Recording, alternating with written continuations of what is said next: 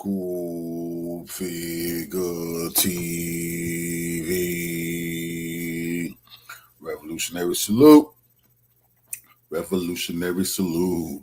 Like, share, subscribe. Welcome to the House of Revolution. You know, I'm your humble host, the Yamin of Revolution, the last days of the U.S. Empire. But before we get into that, y'all be sure to wipe y'all feet. That means hit the like button. You in the House of Revolution. Like, share, subscribe, support the platform, y'all. Well, revolution is for breakfast, lunch, and dinner. I got some late night dinner for y'all. The hardest working man in the news business is here. Let's get right into the content. Salute. О, нихуя себе. Я это тоже снял. A massive, multi-pronged attack launched by the Russian Ministry of Defense on the night of August 20, 2026, which pounded Kiev region, exploited severe deficiencies in Ukrainian air defense capabilities.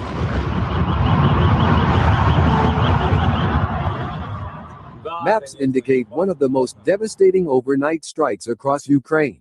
In addition to ballistic missiles, Russia utilized strategic aviation to launch cruise missiles, reportedly hitting their targets as well as dozens of jet-powered drones.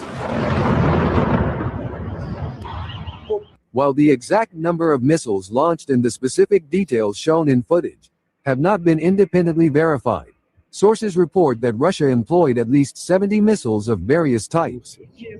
At least 8 caliber cruise missiles were launched from Bayan M-class corvettes stationed at the Novorossiysk naval base in Krasnodar Krai, Russia, highlighting the continued use of this missile system from naval platforms. According to Ukrainian media, the Russian assault on Kiev and the surrounding region, which targeted housing, energy infrastructure, railway lines, and warehouses, lasted for more than 7 hours. The Ministry of Defense confirmed missile strikes targeting the capital, as well as Brovary and Borispol districts in Kiev region, hitting warehouses, ammunition depots, and energy facilities. Military facilities, involved in chip production and the assembly of Ukrainian long-range UAV, were destroyed. A clearer view recorded by Kiev residents earlier in the morning showed massive fires and thick smoke billowing into the sky, an event following repeated attacks on the Russian Wildberries logistics and food warehouse, attributed to Zelensky's recklessness. In Borispol district, images showed firefighters battling a massive blaze, with smoke rising to great heights. 2 energy infrastructure sites were reportedly hit, and the Martasovka logistics and transport hub was set on fire.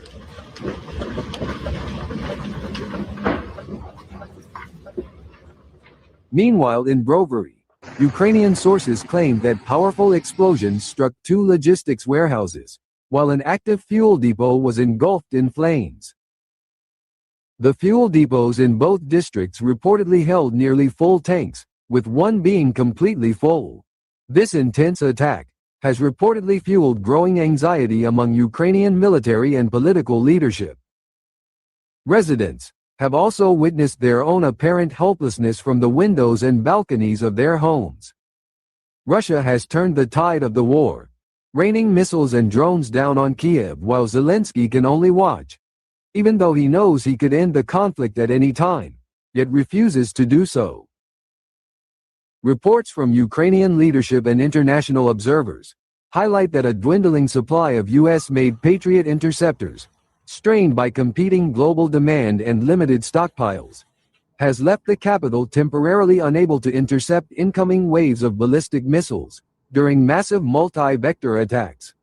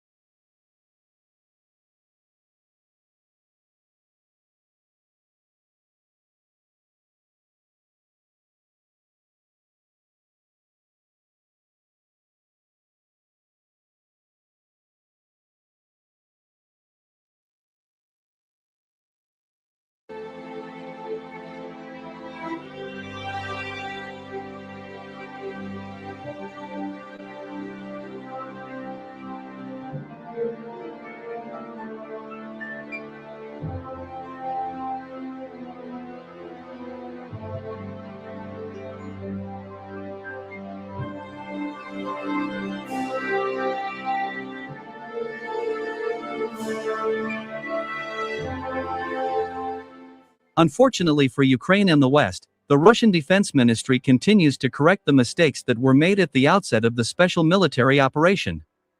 All the things that Russia should have done back in 2022 are only now beginning to be done.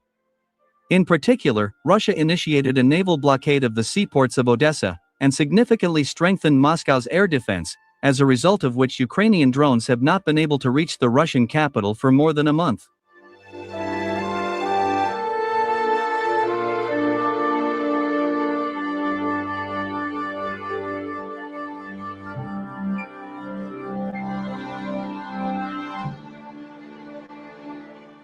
Moreover, Russia has begun to expand its defense in depth gradually. Against this backdrop, many military experts predict that soon all Russian regions will be as well protected as Moscow, as a result of which Ukrainian kamikaze drones will lose the ability even to cross the Russian border. Furthermore, the Russian Defense Ministry has also begun destroying bridges across the Dnieper River. For example, for the second day in a row, Russian aviation has been carrying out bombing raids on the Preobrazhensky Bridge, which connects the banks of the Dnieper River in the Zaporizhia region. However, satellite images showed that none of the Russian bombs hit their target.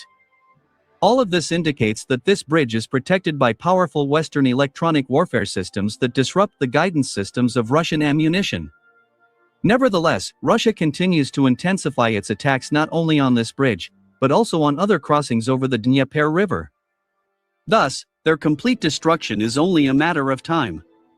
Simply put, it becomes clear that after 4 years, the Kremlin has finally given Russian generals a free hand and allowed them to act as harshly as possible towards Ukraine.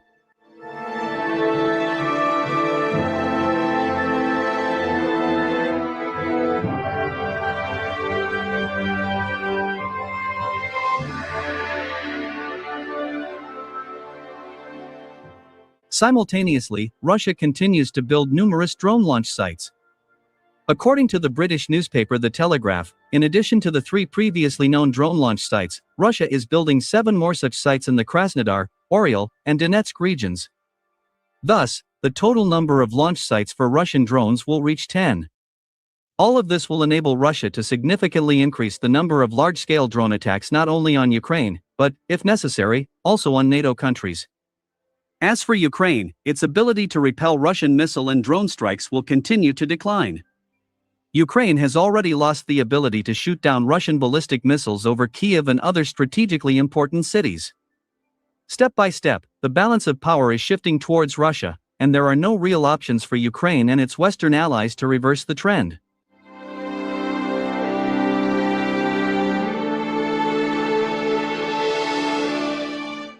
Meanwhile, on the morning of August 20th, the Russian Defense Ministry officially announced the destruction of another enemy ship in the northwestern part of the Black Sea. The official report says that the destroyed vessel was a bulk carrier that was trying to enter one of the ports of Odessa, even despite the ongoing Russian naval blockade. It is noteworthy that immediately after that, British journalists from the Financial Times called on the international community to pressure Russia to lift the naval blockade of the ports of Odessa and to sign another maritime agreement. According to British journalists, if Russia continues to attack ships in the Black Sea, it could cause a global grain crisis, which would undoubtedly lead to another wave of famine in African countries. Well, my dear truth seekers, it is worth noting that while Russia turned a blind eye to the Ukrainian attacks on its ships in the Black Sea, British journalists were absolutely not worried about the grain crisis and the threat of famine in African countries. However, as soon as Russia began destroying Ukrainian port infrastructure and attacking ships bound for Odessa, the West once again began calling on Moscow for a new grain agreement.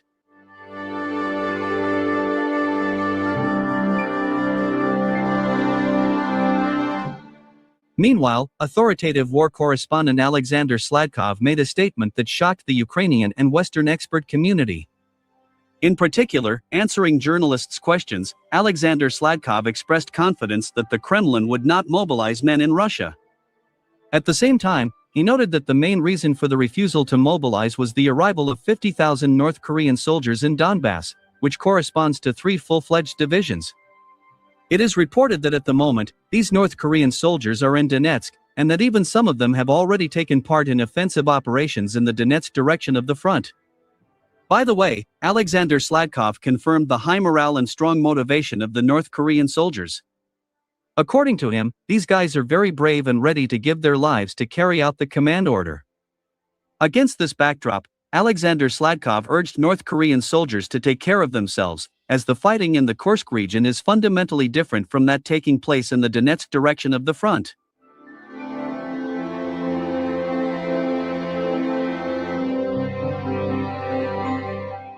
It is worth noting that rumors about the appearance of tens of thousands of North Korean soldiers in Donetsk caused a mass panic in Kyiv.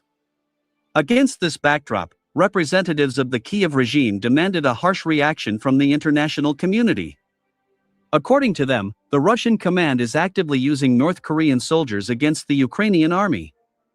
At the same time, they note that the Russian command disguises North Koreans as soldiers from Buryatia, and therefore, it is difficult to identify North Korean servicemen. My dear truth seekers, let me remind you that for the first time, 12,000 North Korean soldiers took part in combat operations in the Kursk region in 2025. And now, emerging rumors that new divisions of North Korean soldiers have arrived in Donetsk indicate that the Russian command is gradually expanding the deployment of Allied forces in crucial directions of the front. All this indicates that Russia has seized a rare strategic moment to turn the tide of the war totally.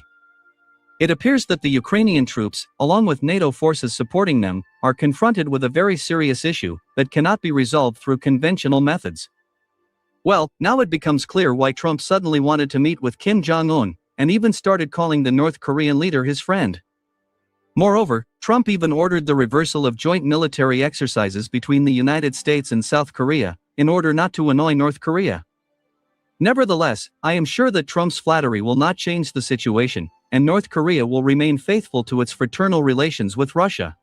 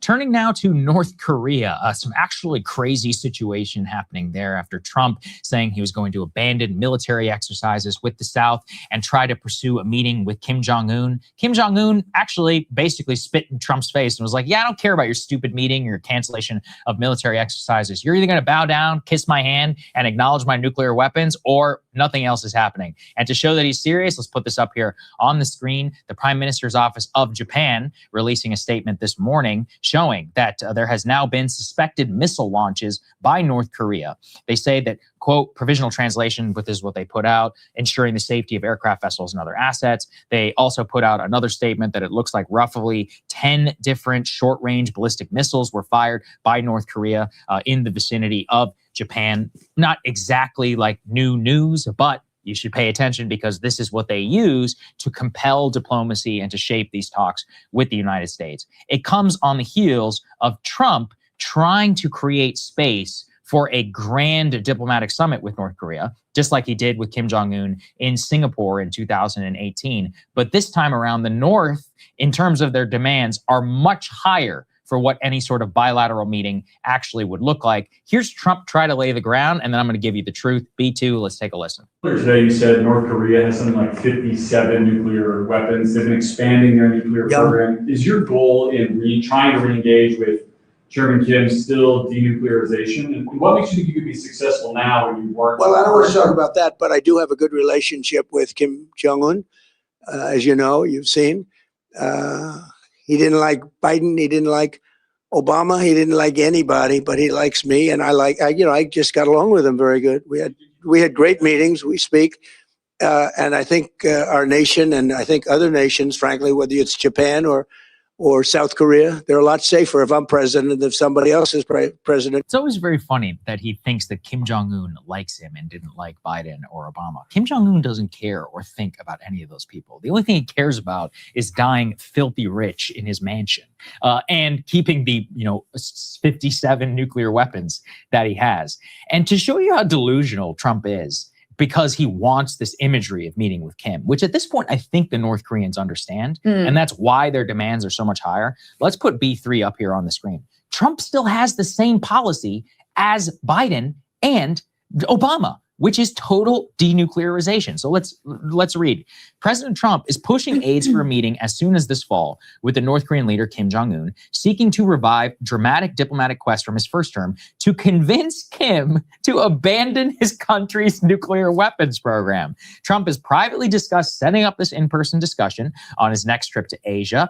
And while Trump sees another one-on-one as a chance to reopen dialogue, quote, analysts and officials said they don't expect much progress because Kim wields a nuclear arsenal that has not only grown stronger and more capable of striking the U.S. since Trump and Kim's previous 3 summits.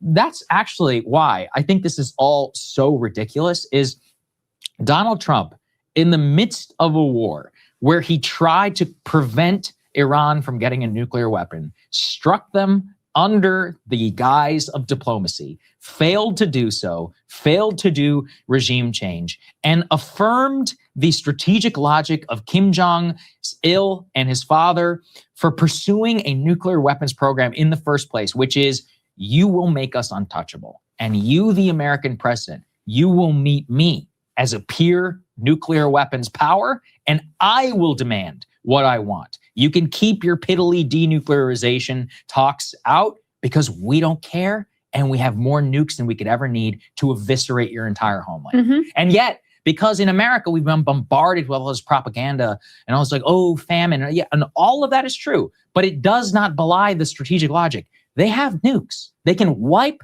our cities off the map. Thus, we have to deal with that reality. They get to make demands. And, it's like we're still living in this total fantasy Trump with is. Donald Trump. And yeah, and that's why I just find this so preposterous. And if anything, Kim is humiliating him by now shooting these missiles at Japan, by being like, yeah, man, we don't care about your dumbass summits or your joint military exercises. Like, we have nukes, dude. Like, you're going to meet me. And at the end of the day, you'll remove the sanctions or not. But my nuke's not going anywhere. If anything, we're building more tomorrow. It is hilarious that Trump imagines at this moment in time, when they have never been more vindicated. And again, this is not a moral judgment. This is just a reality check. They have never been more vindicated. And there has never been more clear-cut logic in favor of not just North Korea, but Iran and South Korea and all kinds of other countries around the world. Also, Saudi Arabia, also acquiring nuclear weapons because of the logic we ourselves have created in the world.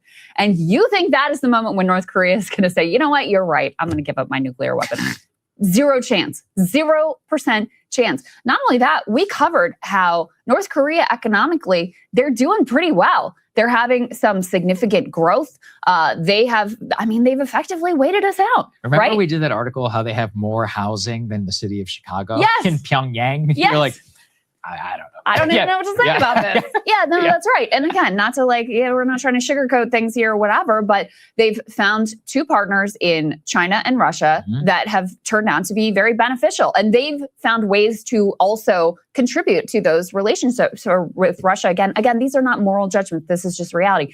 With Russia, they have sent their own troops as effectively mercenaries into Ukraine, been very valuable there. They've also helped with industrial production They have for Russia. millions of weapons, the 5th largest military in the world. Exactly. So they have, and they've earned all kinds of money from that they're now investing in housing and all kinds of things internally, so that they're trying to make it so that there isn't so much wealth just concentrated in Pyongyang, that wealth is spread more throughout the country. So economically, the picture is pretty good for them. They've got 2 pretty powerful allies in China and Russia. And so why at this moment would they come and do anything that we want them to do? So their response to Trump's reduction of these military exercises was, number one, we have a great personal relationship and friendship with Trump, playing to his ego. But number two, we don't really care that you reduce the military action. This means nothing to us whatsoever.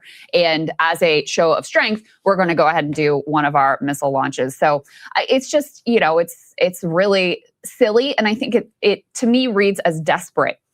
Trump sees what an L he has taken on Iran. He's desperately trying to figure out some kind of a win that he can get on the global stage.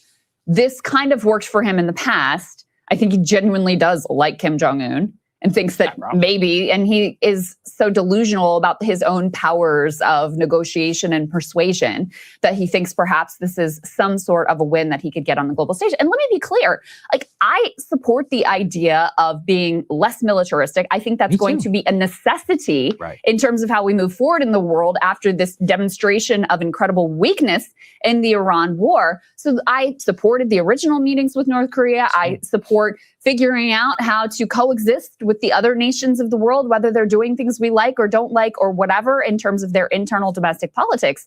But he is living in such a delusion to imagine that he has any position to demand anything from North Korea. That's my thing too. I'm with you. I vehemently defended the original summit, which, man, if the young kids today who weren't paying attention to politics, they were like, oh, he's meeting with a brutal dictator. I'm like, yeah, the guy's got a nuclear weapon. That's how it works. Sorry. What do you want us to do? Lose Hawaii? I'll keep Hawaii. Thank you very much. And/or Los Angeles. I'd rather make sure that they don't get wiped off the face of the earth. Oh, and make sure that we, listen, Seoul and everybody living in South Korea has been living in terror and fear since 1950. It's actually insane that North Koreans have the ability, there's sarin gas and Chema VX and the conventional artillery. Nukes aside, they could destroy the city of Seoul in 45 minutes. I was reading some of the work. It's terrifying what they were living underneath. Let's keep them safe. We can keep our economies well integrated. They're a great ally. Let's have good relations with the North. We don't have to keep them. We don't have to have THAAD missiles and carriers and all this other crap, which is over there just to stop North Korea, let alone what's happening with China. But in this case, what Trump has done is he's actually being forced to go to them on their terms, because not just of their nukes, but because of the bad situation with Iran, but also everybody knows from Pyongyang to Beijing that there is nothing they can do if there actually is a war between North Korea and South Korea. They know that, even with all the American troops which are stationed there. Push comes to shove with the interceptors and all that, we are going to take tens of thousands of casualties, millions, if the ICBMs and all that get involved. Well, and we should also talk about South Korea's response to this, because North Korea's response, very interesting, of we don't care about your military exercise. We're going to do what we want to do. Sure, you could come, maybe we'll have a meeting, but you're not getting what you want. South Korea also was like, that's fine. We actually support you having some sort of dialogue with North Korea, and we are going to move in the direction of decoupling from relying on you anyway. That was their response. So both of these countries are sort of like, okay, bro, whatever, dude, do whatever you're going to do. We're going to look out for ourselves because we know how much you've been humiliated on the world stage. We know the limits of your power now. So we have to look out for our own interests at this point. And let me go into that, because it really does matter. Because one of the things I've seen now, and let me play Trump bashing South Korea. A bunch of MAGA people were backing him up. But the internal dynamics and the story here matter a lot. Let's listen to B4, for example. South Korea has been protected by us for many, many years. And during my first term, they agreed to pay close to $3 billion a year for protection, because we don't, they essentially weren't paying. And I asked them to do that at my request. I said, not right. They weren't happy about it, but they agreed. I asked for $10 billion, and they were very unhappy. But we agreed for a short term that it would be $3 billion, and next year it would go up, and the next year it would go up. So they start paying for their protection. When the election was rigged and I ended up watching for 4 years and then coming back, I watched Biden rescind that $3 billion a year for whatever reason. When I called recently the president of South Korea, who I like, I think he's very nice, actually. But I called him, I said, would you like to give us a little hand? We don't need help with Iran, but if you'd like, give us a hand with Iran. He said, no, thanks. And I said, wait a minute, we have 39,000 soldiers over there guarding you from Kim Jong-un, your next door neighbor, and you're not going to help us on a very easy military operation in Iran? That's strange. Right. So this is South Korea is a freeloader. Israel, though, that's a good ally. It's preposterous. But let's tell the story of South Korea, because their most recent foreign policy decision, I've talked about this on the show about THAAD.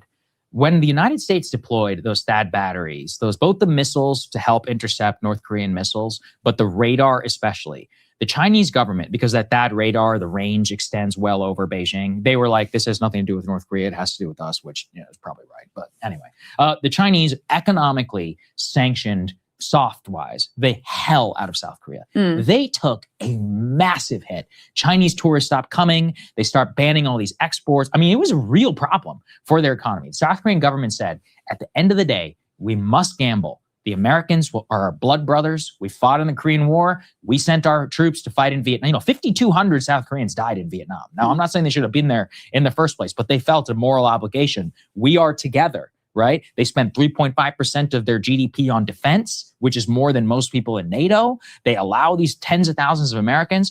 This was the decision point for them. They said, we will gamble. We must go with America at the end of the day, because they will protect us against China and against North Korea. Thus, we will take the hit. And then how did Trump repay them? He hit them with tariffs in the first term. Second time, then Biden becomes president. He extends this stupidity policy of denuclearization first with North Korea. North Korea's nukes continue to dramatically expand. They have dozens now.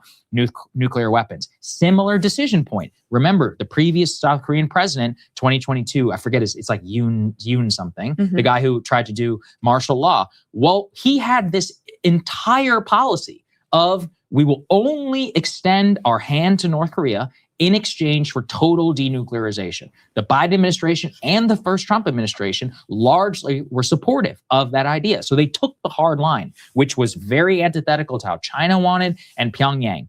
Then what happens? He's an idiot. He tries to do his martial law takeover of the nation. He gets removed. So the current South Korean prime minister, he's a liberal Democrat. And I mean that in their sense, like a liberal Democratic Party. Yeah. He has the opposite approach. And so if you are the leader of South Korea, now under the second Trump administration, let me tell you their story. You've seen what it seems to go all in on the American empire. You've also watched the THAAD missiles get removed. So even though you said that they would be there to defend you, they took it away from Iran.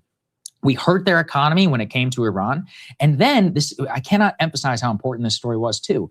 Remember when that Hyundai plant got raided by ICE? This was a national scandal over there. I am talking like front page news that their people were treated like this. Because remember, we told them, just go ahead and come in here under visa waiver, whatever, get this plant revving. They've built all these, factories here. They have tens of billions of dollars invested in our country. To be treated and shackled like that and deported on national television on top of everything I just laid out, now you arrive at this current situation where now we're saying no more military exercises. And the current president says, you know what?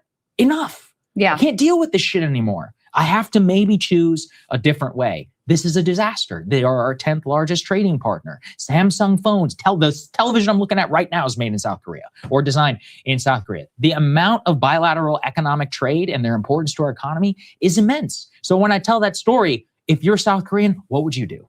What would any rational country would say, I'm done with these people. Yeah. I can't deal with this shit anymore. Yeah. That's the problem that we're living with. And South Korea is a microcosm of there are many countries around the world that maybe in less extreme ways are learning the very same lessons and saying, we can't rely on these people. I mean, think about the Gulf Arab allies, for example. Even the ones that are still rah, let's do the war with Iran, like UAE. Are they going to invite us back to our bases in the region? Did that work out well for them? No, they're thinking about this all very, very differently. And so there's a tremendous shift happening in the world. The very fact that South Korea was apparently asked to be involved in the Iran war, and we're like, so you're on your own on this one. That is a significant sign as well. And Trump took it that way and was pissed about it. But you can understand 100% where they're coming from. And not to mention, he says this thing of, it'd be an easy little war with Iran that we asked them to be involved in. How dare they deny us their assistance in our easy little quick war with Iran here. Of course, we've seen how that's turned out. So no, it's a new day in the world, and this is one example of the way that countries are completely reassessing how they think about. And I forgot to mention this whole Navy thing. Guess which ally is the single most important node for American shipbuilding, because we don't have to do anything more. Oh, it's called South Korea. Oh, which country has one of the best domestic munitions industry with its own interceptors and all that? It's called South Korea. You know, it's like I could go on forever how important these people are compared to some Latvia or Estonia, some other nonsense country, which everybody in Washington gets all upset about when Trump is like, oh, maybe we shouldn't defend them.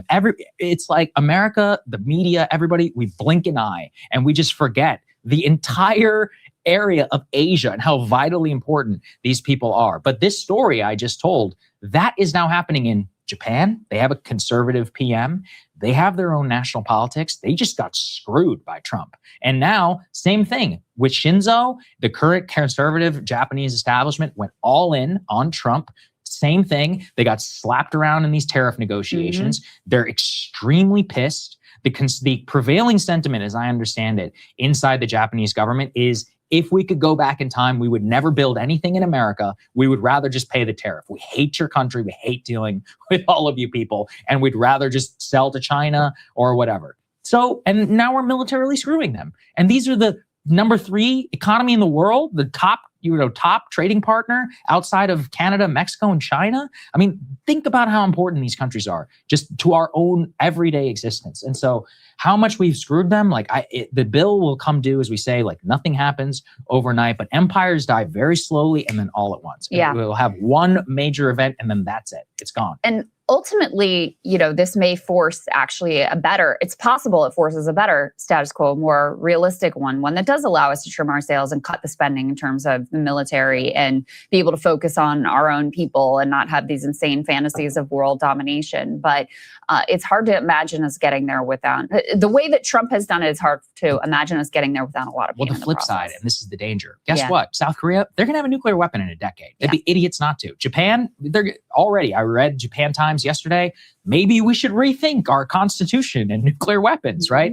And so, look, that's how it starts. So 10, 15 years from now, you got no more. What do? You get a nuke, or you ally yourself with the Japanese and the Australians are doing joint exercises right now. That doesn't really happen, normally without at least the United States.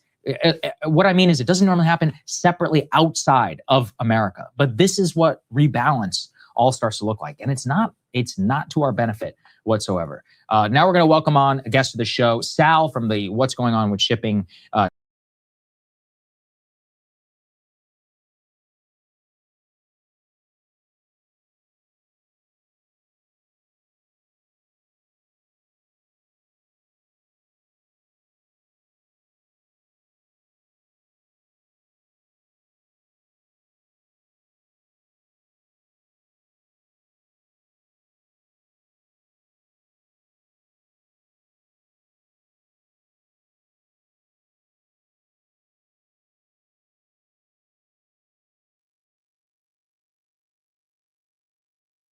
The DPRK has, had for a few years now, has as its official position that they're not going to engage in any form of dialogue with anyone that is based on the premise that they are the only ones that need to denuclearize. The way that they view it, they have a perfectly legal and rational nuclear weapons program. And, this is not a question of how anyone else in the world feels about it. I'm just explaining the way that they define it in their own laws, right? And so, with the way that things are today, it would be illegal under DPRK law for them to have negotiations about this with the foreign power, so they're not going to do it, right? But somehow that seems to not really register when it comes to any kind of media conversation, any kind of state or government conversation when it comes to the DPRK, anywhere basically except the Korean Peninsula itself. We are going to head to our interview with Joo-Hyung Park, activist with No Do Tol and director of engagement at Breakthrough News. We recorded it just an hour back. Joo-Hyung is in Seoul, South Korea, so time difference is challenging at this moment. So let's head to that interview right now. The Korean Peninsula has been dominating international headlines after U.S. President Donald Trump announced on Truth Social this week that he had directed the Department of War to significantly reduce the annual Ulchi Freedom Shield joint military exercises between the US and South Korea, citing his very good relationship with Kim Jong-un. The announcement shocked many and drove a flurry of speculations about the motivations behind the decision, as well as reviving liberal memes and discourse about a deep bond between two strongman leaders. While some have speculated that this is merely a symptom of the US empire stretched too thin as it struggles to finish off the war in Iran, others have hypothesized that the US and North Korea may be going back to talks. To break down this news and what is really behind Trump's announcement, we are joined from Seoul by Joo-hyung Park, organizer with No Do-tol and director of engagement at Breakthrough News. Joo-hyung, thank you so much for joining us. Zoe, great to be here. Thanks for that intro. Rania, great to be on the show. Great. Well, let's start off with what just happened. So, what do you make of Trump's announcement? Is it the US pulling back from its military presence and activities in Korea because of Trump's good relationship with Kim Jong-un, or is there something else that's at play here? Zoe, I'm going to be really blunt with you. I think that the way that Western corporate media focuses on the interpersonal dynamics between Trump and Kim is actually just a way to deceive everyone and continue to obfuscate the reality in Korea, because despite the fact that this is a country that the US has technically been at war with since 1950, it's actually a place that pretty much no one in the US political class, the media, or of course the general society know basically anything about. I think to just answer the question directly, we can actually go back to 2024 during the presidential election when Trump was really playing up his supposed personal bond with Kim Jong-un. And there was an official response from the DPRK, which didn't really reject that, the two of them might get along, but, did clarify how they see the issue. And they said pretty directly, the foreign policy of a state and personal feelings must be strictly distinguished. I don't know how much more plain we can make it than that. The corporate media is treating this as entertainment, as if it's a gossip, but that's not how the DPRK sees it. They don't see it as an interpersonal relationship. They see it as a state-to-state relationship, because that is what it is. It is a relationship between two governments based on their interests. And so we have to ask them, well, what are Trump's interests? What are the interests of the United States when it comes to Korea? And why would they pull back at this time? And the clearest answer is the Iran war.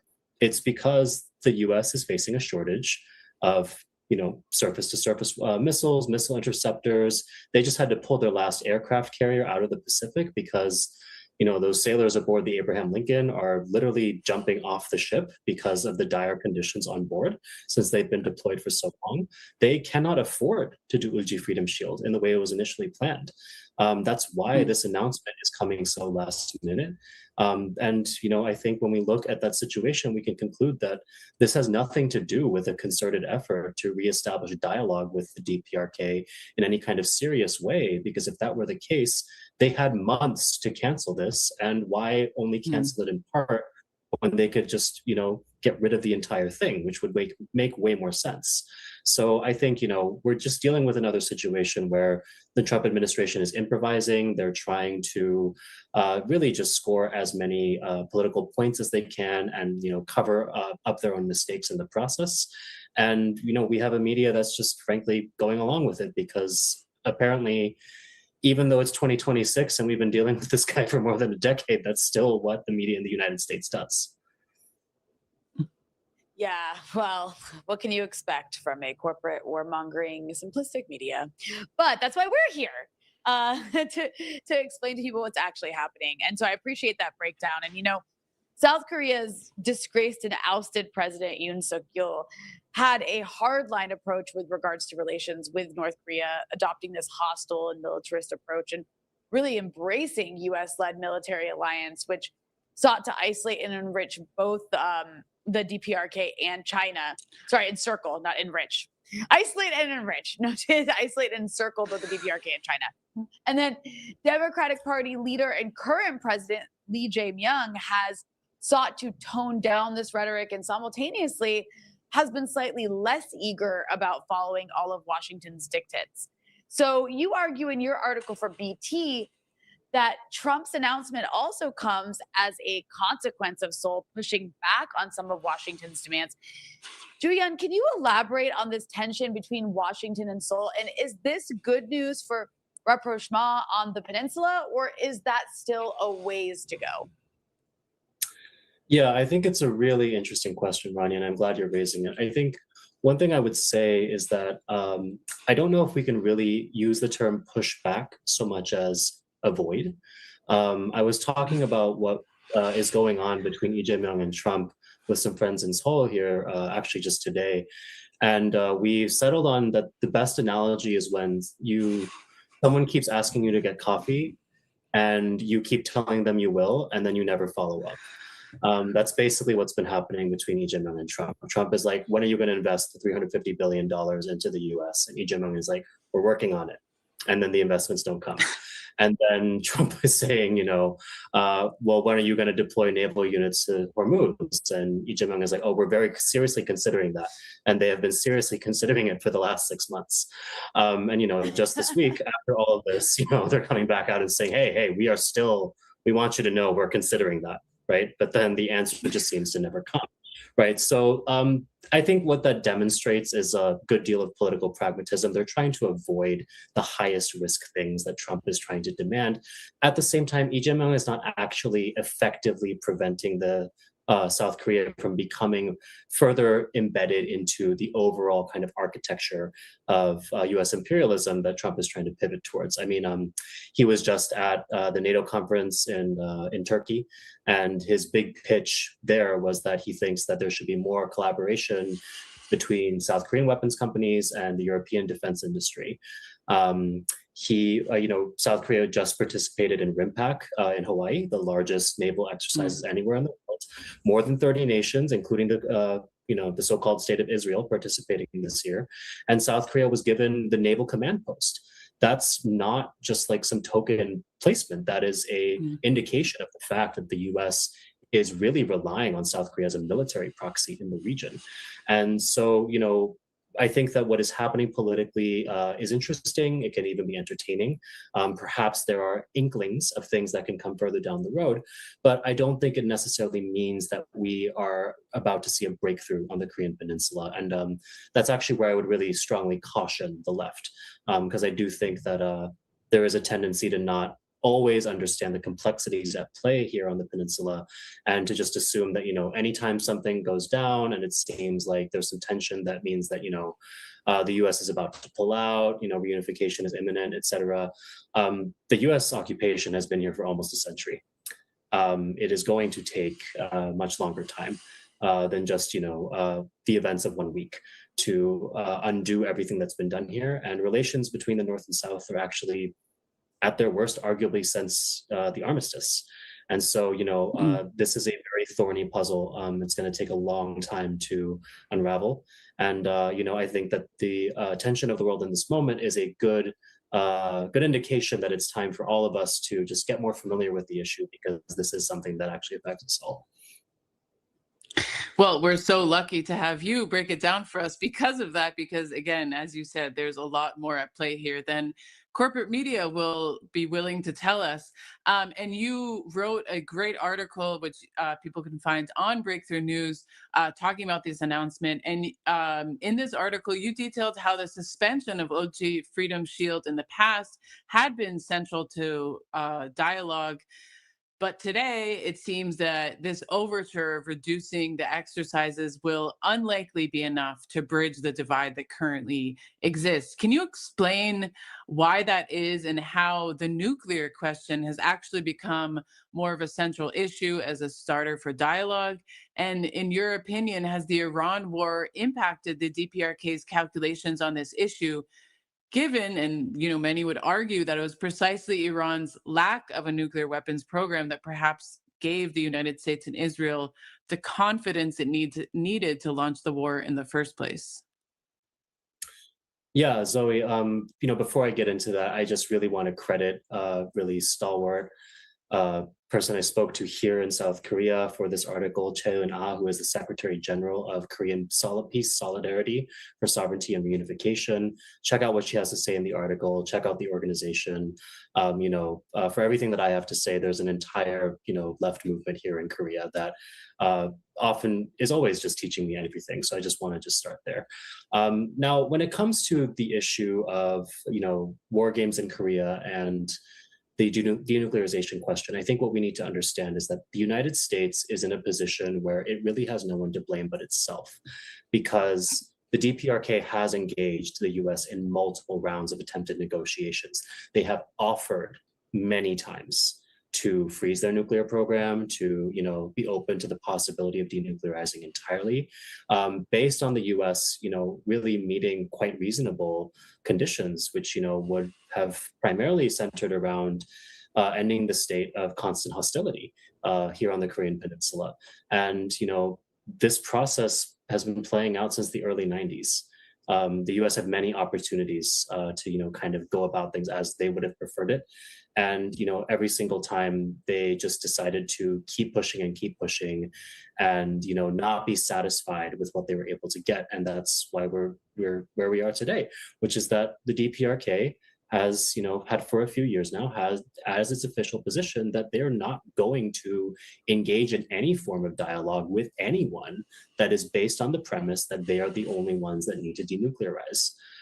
The way that they view it, they have a perfectly legal and rational nuclear weapons program, and this is not a question of how anyone else in the world feels about it. I'm just explaining the way that they define it in their own laws, right? And so with the way that things are today, it would be illegal under DPRK law for them to have negotiations about this with the foreign power, so they're not going to do it, right? But somehow that seems to not really register when it comes to any kind of media conversation, any kind of state or government conversation when it comes to the DPRK, anywhere basically except the Korean Peninsula itself. And so I think that is something that really needs to be internalized by everyone in terms of what it's actually going to take to even restart talks. The conditions and the framework of the talks have to be entirely reset to make them possible at all.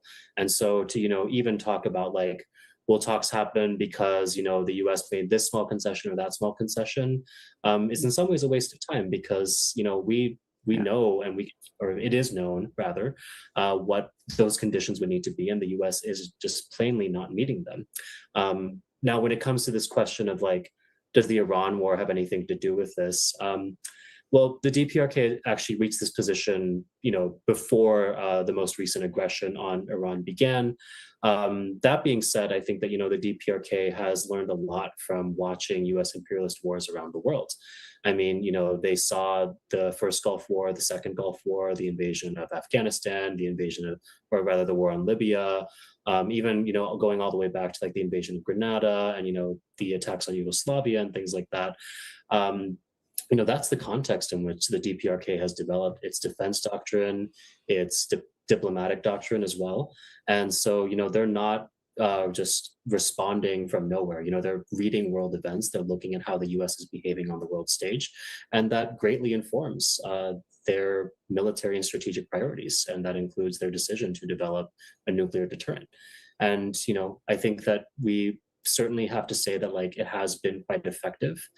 We also need to understand that it doesn't necessarily mean that the U.S. isn't going to attempt something. We know from reporting in the New York Times that in 2019, SEAL Team 6 was sent into the DPRK for a mission that is not fully clear from the reporting that was provided, but we know that they murdered several fishermen who just happened to be around at the wrong place at the wrong time. They quite gruesomely punctured their lungs and then tossed their bodies into the sea so that, their families would never find them. And so that, the presence of US Special Forces would not be detected. And so the DPRK had nuclear weapons at that time, right? And the United States was still willing to do that. And so I think that, what's going on with Iran has certainly generated a lot of conversation around, what is the place of nuclear proliferation for the global South in this coming century, particularly in this phase when the U.S. is so aggressive. But we also need to understand that this kind of aggression can be reasonably deterred only up to a point, because what is driving it is in fact quite unreasonable, right? We are talking about people that, and really a class in the United States that is driven by a need to dominate the entire world. And I think that even here in Korea, we may come to a point where the deterrence that has been established so far may be quite significantly tested. And I think that, we shouldn't write off the possibility of US aggression in this region. No, definitely well said. And, I also wanted to ask here as we wrap, Ju-Yeon, North Korea has responded to Trump's announcement by stating, quote, "We regard it as the one unworthy of comment and have no interest in it at all." And added, "We are paying more attention to the fact that the joint military drills between the US and the Republic of Korea have been steadily staged and are still underway." Clearly noting that despite the shortening of one drill, the US military presence on the peninsula remains practically unchanged. For our audience that's perhaps not familiar, can you outline what the US military presence looks like in Korea, its main purpose, and what it's meant for Koreans in both the North and the South? Yeah, I think the thing to understand is that the Korean War is still ongoing, and it's not just because of a legal technicality, because it's an armistice and not a peace agreement, but the US military is active here every single day. I have been participating in, the last week or so as part of the Jeju Solidarity Brigade, which brought 21 organizations from like the anti-war and like progressive sectors from the United States, from Hawaii, from Guam or Guam, from India and the Philippines. And we visited a lot of sites of US atrocities and struggle against US militarization all over South Korea. And, I've been to some of these places before. I went to some places I had never been before as well. And every single time, Rania, I see and learn new horrific kinds of things, things that are often very difficult to describe. But I think, just kind of paint a picture, just in terms of figures, the US has access to about 80 military bases in Korea overall. There's 28,000 troops on this peninsula. When you go to the largest US bases, the air is just filled with the sound of F-16s, and you go to the communities that have been dealing with these bases for decades. There are horrific stories of like hundreds of families being uprooted. In the past few days, I've walked through entire communities that were erased because the bases were expanded. I've looked at like the former grounds of elementary schools that are now just like flat stone foundations with trees growing all around them, places that the US has said that it needs in order to practice bombing. And, I think that there's a tendency in the United States across the political spectrum to just kind of take for granted that the US presence in Korea is some kind of act of largesse or, some kind of act of generosity that benefits the Korean people. I cannot think of anything more ahistorical, paternalistic, and racist than that, because the US has not protected the Korean people. The US has oppressed the Korean people. The US has killed millions of people on this peninsula during the Korean War. The US has propped up military dictatorships in the South. The US military has poisoned the land. They have raped women. They have engaged in brutal exploitation of local people. US soldiers for decades, and still to this day, were pretty much invulnerable from any kind of legal consequences for any crimes they committed against Koreans. It's a colonial occupation. I think that's the thing that is not understood outside of this context. And so, I think that it's good that we are in a moment where, despite all of the messiness of it, there is an opportunity to talk about the reality here in Korea, because so much of people's understanding of it, quite frankly, is just filtered through, these memes, through these kinds of like humorous takes of, I would argue both the North and the South, that I think is really fundamentally dehumanizing and actually just, kind of tries to give up the responsibility to look at history in its face, look at the present in its face, to attempt to understand the humanity of the Korean people and the realities that we face here as a result of US imperialism. And, I would take this as an opportunity to say that if this is something that you don't know about and you want to, then I urge you to do so. because as I mentioned before, this is not going to be the final episode where, everything gets neatly wrapped up. This is one more instance in a very long historical process. Tensions will flare up in Korea again. There will be more news coming out of Korea again that will be confusing and difficult to comprehend if you're not familiar with the issues. But I think that just as people around the world have really taken it upon themselves to learn and understand the realities of Palestine, I think that that is something that can also happen for the situation in Korea. And I think that that's our duty as internationalists, that's our duty as anti-imperialists. And I believe in the way that principled people around the world respond to these calls. So. Well, Joo-Hyung Park, organizer with No Dutol and director of engagement at Breakthrough News, we thank you so much for breaking all of that down for us. And thankfully, you are someone who writes very beautifully and very often. So encourage people to check out their writing, which you can find at breakthroughnews.org. And I think people can also follow some of the work at No Dutol to become a little more informed on what's happening, especially as it comes into headlines again. So Joo-Hyung, thank you so much for joining us. Thank you, Rania. Thank you, Zoe.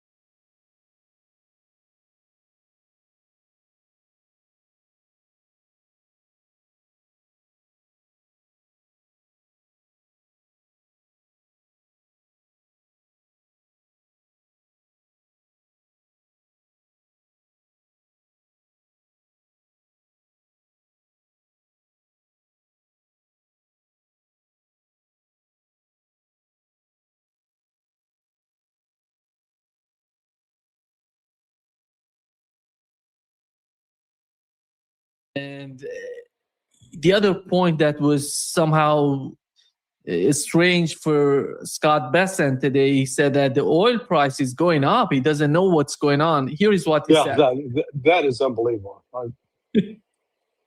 Should play it. A spike in oil prices today that I don't really understand. Our announcement is for economic action, and I think that the economic action will mean that oil prices will come down sooner. Yeah. I don't understand because my head's stuck halfway up my ass.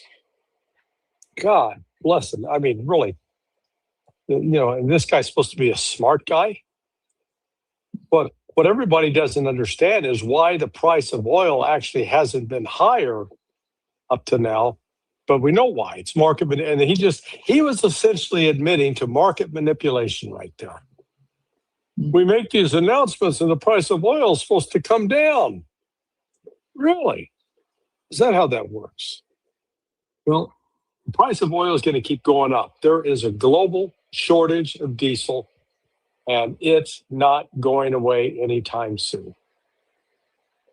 And it's not just due to the fact that the Strait of Hormuz is shut down. That is a contributing factor. But it's much more complex than that. And the fact that Bessent doesn't understand that is frightening. The word I'm hearing from people who are knowledgeable about the derivatives market, you understand, you know what the derivatives market is. So it's basically it's legalized gambling is what it is. And it does it under the auspices of financial markets. But the best way to describe it is you start with the first level bet. Is the price of oil going to go up or down? I'm going to bet it's going to go up. Okay. Then you got a next level that says, I'm going to bet that Larry is wrong. So that's the second derivative.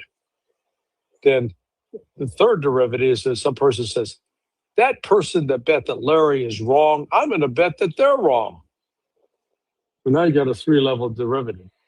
And these levels keep going to the point that the ultimate dollar exposure, let's say my initial prediction that oil was going to go up was based on a $10,000 bet.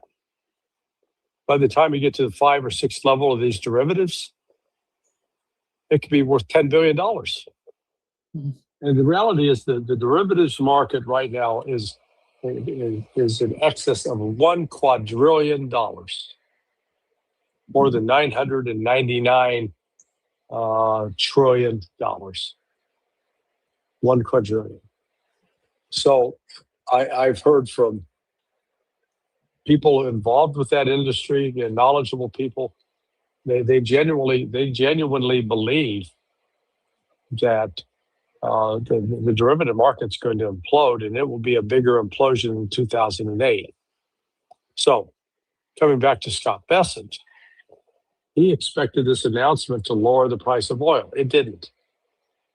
And it's not going to lower the price of oil because the oil is not out there in the abundance. They're short 20 million barrels a day. And no other country can make it up. Yeah, the question, Larry, today, the reporter on CNBC asked Scott Bessent that does the economic campaign against Iran include China? And he said that many conversations are best to have in private. He said that China is receiving 50% of its oil from the West Asia, from the Persian Gulf. But moments ago, we've learned from the Chinese Foreign Ministry saying that it doesn't recognize the US sanctions against Iran, and China will not comply with the economic warfare campaign initiated by the United States, by Donald Trump this week. And I think this is going to be one of the most important topics during the meeting that Donald Trump is going to have next week with Xi Jinping. Yeah. Well, let me give you an example. You have neighbors? Yeah, I do. Do the neighbors have kids? Yeah, they do. Okay. So it's one thing for you to tell your son, you do this or else I'm going to cut your allowance, because you have financial leverage over your son. But you can't go to your neighbor's kid and say, you do what I tell you or I'm cutting your allowance. They're going to look at you and say, who's that crazy Iranian next door? Yeah, you can't tell us what to do. Well, that's essentially what the United States still believes, that Iran is somehow its vassal, that Iran has to deal with U.S. dollars, that Iran has to respond to what the United States says. That may have been the case a year ago, but not now. Iran has completely divorced itself from the U.S. dollar, and Iran is now aligned with China and Russia. It's dealing with Chinese currency, and it's got its money in Chinese banks. So these end-of-the-world sanctions that Bessent's talking about, they're stupid. The only possible country it can hurt that's within Iran's realm is Pakistan. But again, for Pakistan, it's going to be a little choice. Are they going to align themselves with the United States or with China? My bet is they're going to align themselves with China, because China actually is a bigger industrial power now, and Pakistan can see that China is the wave of the future, not the United States. This is not something new for Donald Trump. He did the same in his first term. You remember withdrawing from JCPOA and putting tremendous sanctions on Iran. It's basically halfway through his first term, he did that. And right now, his second term, the same thing, withdrawing from the MOU and doing the same thing. Tremendous sanction. I'm going to do this. But Yeah, no, he hasn't learned a thing. That's for sure. The situation is different this time around. I don't know if he fully appreciates what's going on right now. Well, just think about what he said last night with respect to Iran. So Iran's defeated. You've wiped out Iran's army. You've wiped out Iran's air force. You've wiped out Iran's navy. You've obliterated their missile system. They don't have anything left on the nuclear front. Therefore, we need to impose more sanctions. I thought you defeated him. Why do you need more sanctions? Sanctions imply you need to punish a country to make it do what you want it to do. So from the Trump telling of the story, we've already wiped out all of Iran's ability to resist. And then they got that iron blockade, the steel wall, the blockade, nothing gets in or out. Okay, I get it, if that's the case. Why even call for new sanctions? Doesn't make sense. So what this means is this is a sign of desperation by the United States. Nothing they've done has worked. They have no control over Iran. And this is a desperate backdoor method to try to get it and pressuring other countries. And as China said, screw you. We're not, you're not going to tell us what to do, and we'll deal with Iran as we want.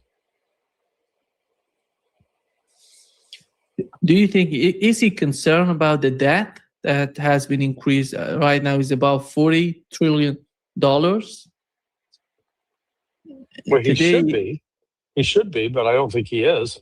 Besson's starting to get concerned because, they've been fighting to avoid raising the yields on the Treasury bill, and the stock market today said, no, we don't believe you anymore. So there's problems with the Department of Treasury right now. It seems that J.D. Vance believes, in his recent interview, he said that Scott Bessent is controlling everything. Here is what he said. Let's talk for a minute about Iran. No, let me just... He believes that everything is under the control under Scott Bessent. And let me just bring it here. The debt is too high. Even though we inherited this debt bomb from the Biden administration, we actually do have a plan to get the economy growing faster than the debt. And that's the most important thing. The issue that we've had under the Biden administration and what we're still kind of dealing with is that the debt was growing faster than American GDP. Mm-hmm. That's the problem. That's something that we're certainly fixing every single day in the Trump administration. But even though the media doesn't cover this, I'm glad you're asking this question because Scott Bessent is very much on top of it. He knows it's a problem, and he's got the president's empowerment to do something about it. Yeah, ridiculous. I mean, it's just Bessent's not on top of it. He's just genius. I forgot. Donald Trump is genius. He said that my name is Genius. Genius Act, the new. But Larry, how do you think that? Let's assume the continuation of these two wars.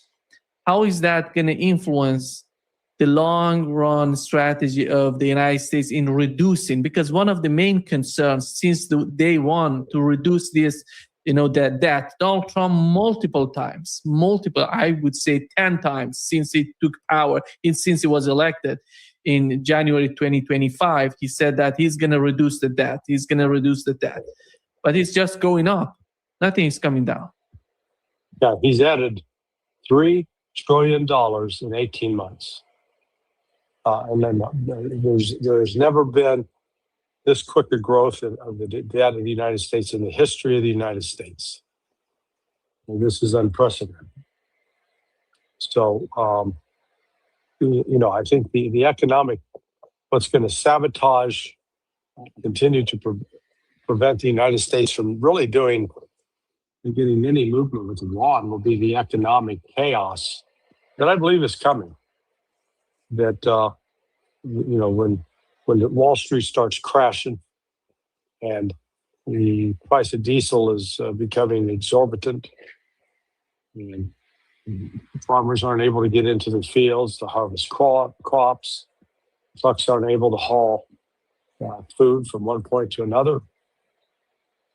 You're going to see some widespread unrest in the United States.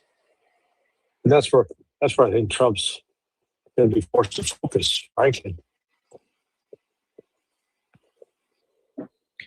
Is he concerned of the situation, or he's just feeling, he's going to continue? Joe Biden gave him the war in Ukraine. He's going to get the war in Ukraine together with the war in Iran. Because it's a very important decision if he accepts the Iranian dominance on the Strait of Hormuz, or the new mechanism of the Strait of Hormuz. Everyone would point him, it would say it was Donald Trump who accepted that. I assume he's not going to do that because, he knows the complexity of that, how they're going to hit him. That's why he's going to hand it over to the next administration. Say, I have nothing to do with it. If they do it, they did it. I didn't do it. Well, I don't think he'll. I wonder if he'll survive this term. I wonder if he'll be forced to resign for health reasons or other things before the end of the term, and just to get J.D. Vance in there to have a hope of saving Republicans. Not that I know in some parts he's not considered much of a savior, but Trump's base is quite shabby, and he may think he's got a stronger base out there, but he doesn't.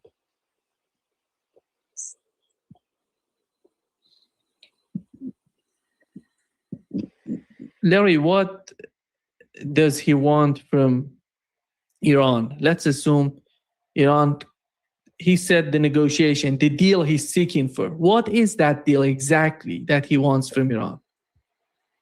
What is... Get rid of the Islamic Republic, for starters.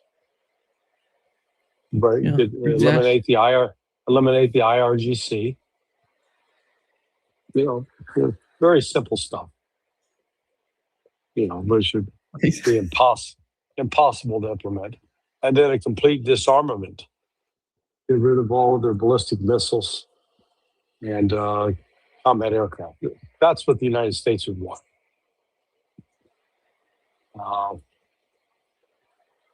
Iran, I think, is in a stronger position to get what it wants. They really haven't articulated it yet, so maybe you've got some new insights. I was amazed how, I don't know if you saw the interview of Jake Sullivan. He had an interview on Bloomberg, and he was asked about the new. You remember what you told me last night about the connection that Donald Trump made through Tulsi Gabbard and connection with the Kurdish people in Iraqi Kurdistan, and then talking with the head of trying to bribe. Yeah, exactly.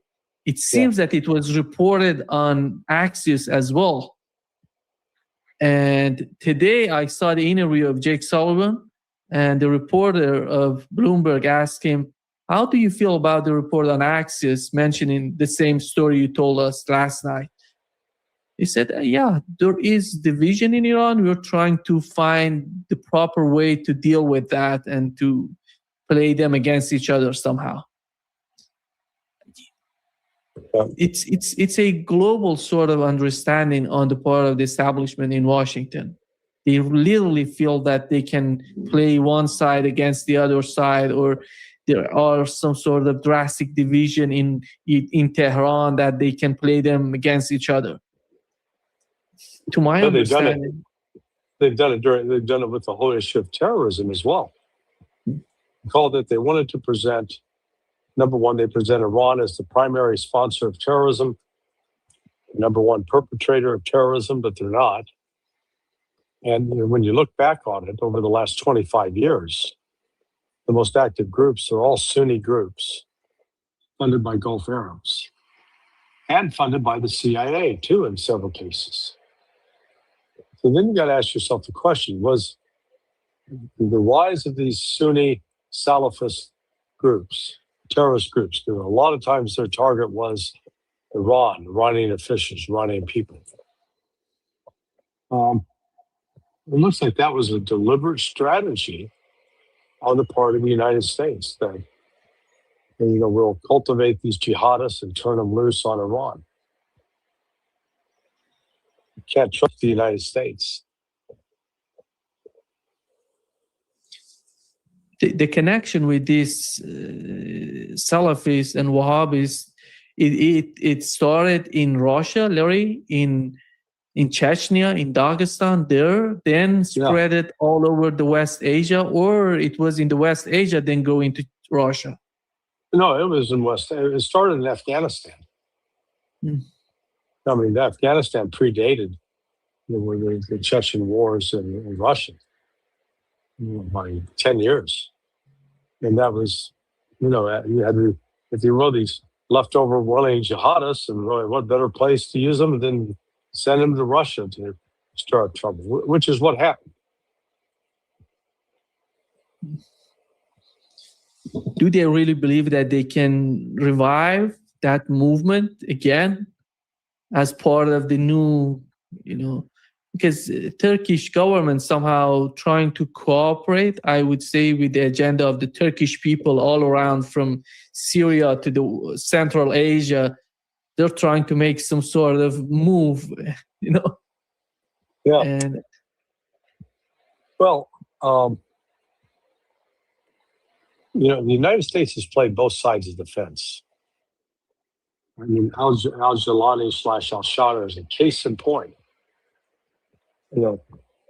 He was about destroying Iran, not about promoting unity among Muslims. They viewed Iran as an enemy. And now here he is.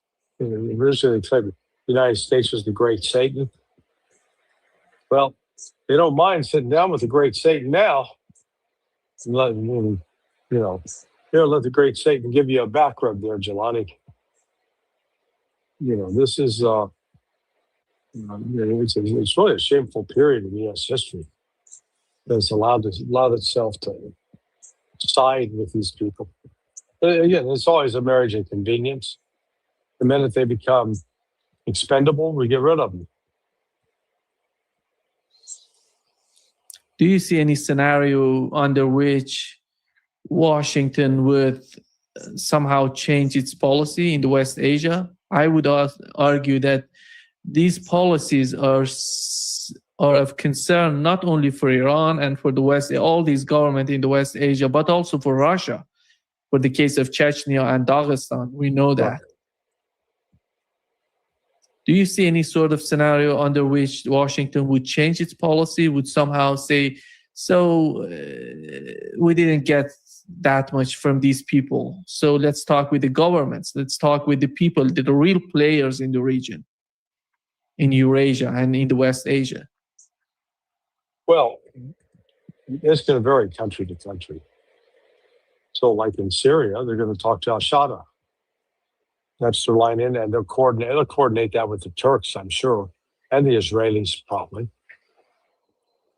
And, you know,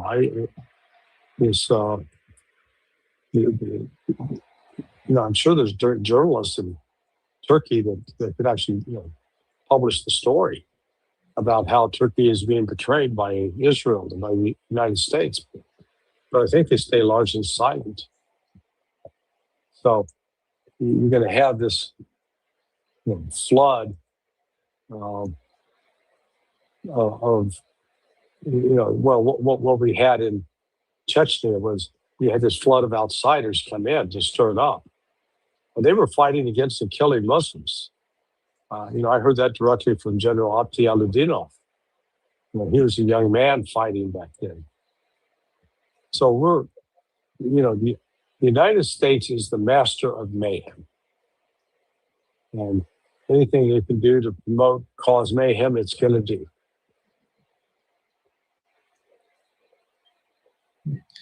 In Russia, they were playing both sides. One of them was on the part of the Muslim, Wahhabi Salafism. On the other hand, white nationalists in Russia saying that these people are not part of us. These people are the enemy, Right.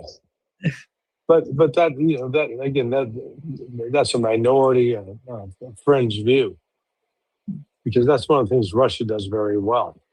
They live with and accommodate their fellow citizens who happen to be Muslim. So you don't run into the kind of tension that you do here in the United States, for example. The Israeli defense minister today said Erdogan is leading Turkey into dangerous adventures in Syria. Israel will not allow any party to threaten its security. It would be better for Erdogan to continue giving empty and fanciful speeches against Israel in the Turkish parliament rather than testing Israel's resolve to defend itself. It echoes what I've been saying about Erdogan. Talks a big game, doesn't do a lot. You know what's so amazing to me? That Israel really feels that they can defeat Turkey or they can defeat Iran. They can. It's unbelievable, Yeah, it's called hubris.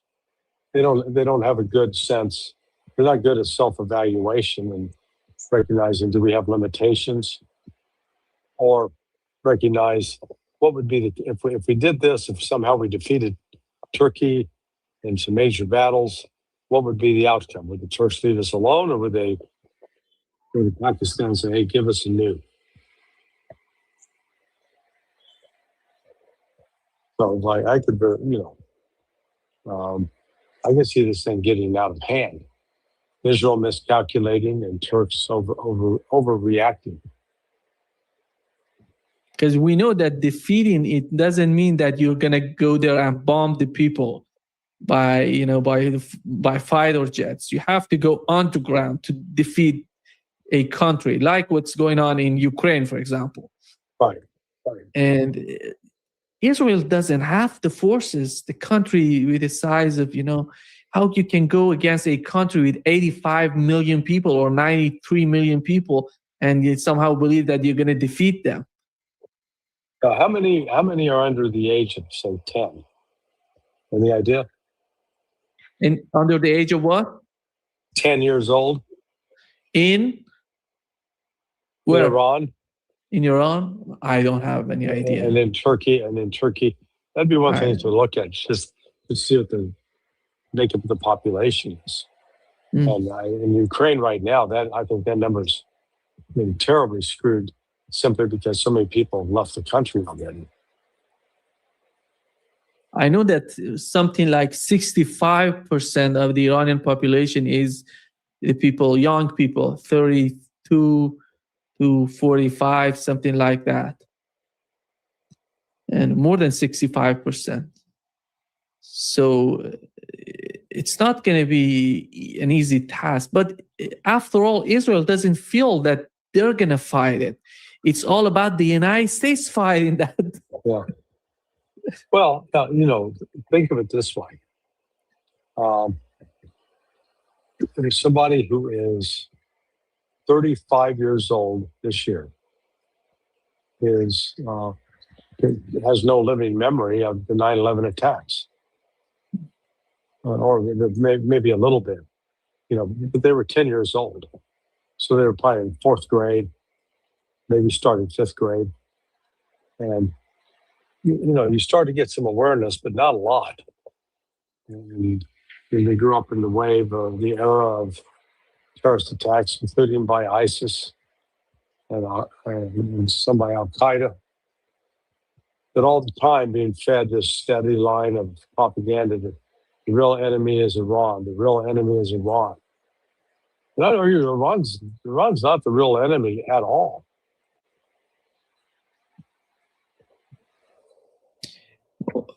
Larry, what is this story of the side road bombs that every time someone in the United States wants to talk about the Iranian enemy, they're talking about side road bombs, and Iran killed a lot of American troops? And where did that happen? And what was the issue? They actually didn't kill a lot of American troops. I think the number is actually 700. A lot to me is 10,000, 100,000. That's a lot. 10, 11, not that impressive, thank God. But what was the context of that, the confrontation? It was about Iran directly attacking Americans, or what was that? I don't recall. I don't recall what the whole precipitating event was. But, the animus that the United States has directed at Israel, at Iran, I'd argue at the behest of Israel, it's been going on for 47 years. And to demonize the Iranian government, demonize the Iranian people, the Iranian culture, and to lie and right now, call Iran the number one sponsor of terrorism, which it is not by any objective measure.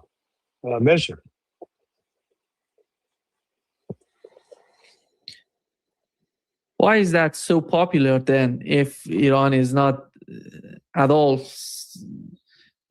It's a good storyline. Hey, we're fighting the number one terrorist in the world. Okay. People don't take time to go look that up. Is that true? No, it's not true. But they've convinced themselves that it is true. Therefore, it's a way that the fight promoters, they promote this, just say, come see the number one terrorist group, a fighter representing the number one terrorist organization in the world get his ass kicked, basically.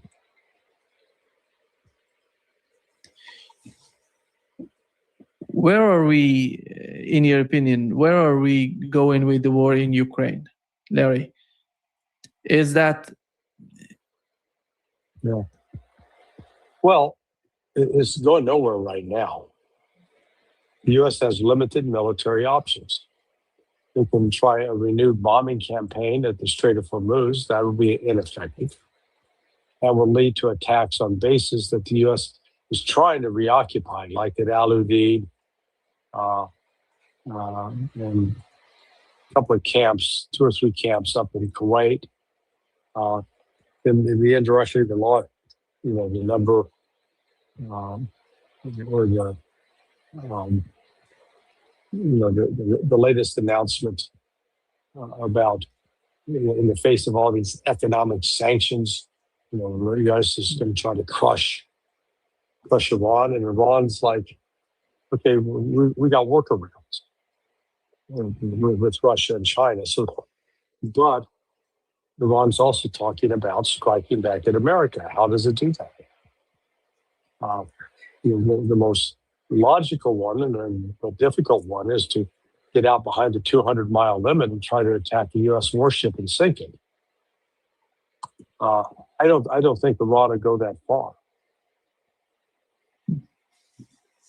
If the economic pressure, financial pressure didn't work, who do you see they're changing? Somehow. What the world needs now, an old Dionne Warwick song, is love, sweet love. We'll just change the lyrics. What the world needs now is oil, sour oil. It's the only thing that lets the diesel engines flow. We rewrite the whole song. So Iranian oil is going to be critical. Allowing that oil to get back out on the market will be a critical input into stopping this continued price rise in the diesel. and the aviation fuel, which is, that's what's taking place right now. And it's global. I keep getting a note hammering that home from a friend of mine. He's an energy consultant there in the Middle East, and he said, we got to, he said, stay away from talking about all the political bullshit and infighting, but focus on diesel, focus on the economic resources, focus on the prices. And Scott Bessent's reaction today, I thought was, which he opened the show with, was really telling. He genuinely believed that the price of oil was going to start falling because they announced what they were going to do. Just the opposite.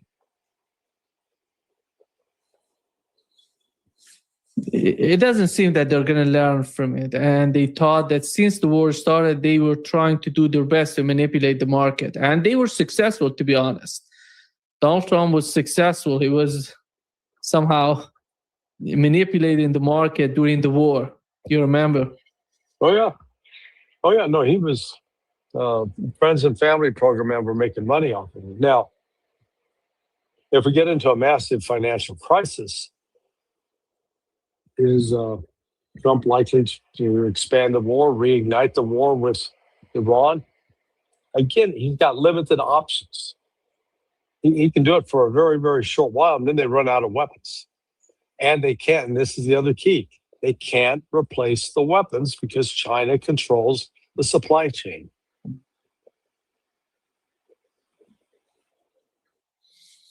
It's amazing what's going on between the United States and China. It's starting with the war, economic war, tariffs in China. And right now, he needs everything from China. China's cooperation with the kids. I mean, it's like, who's thinking this stuff through? Because it appears that nobody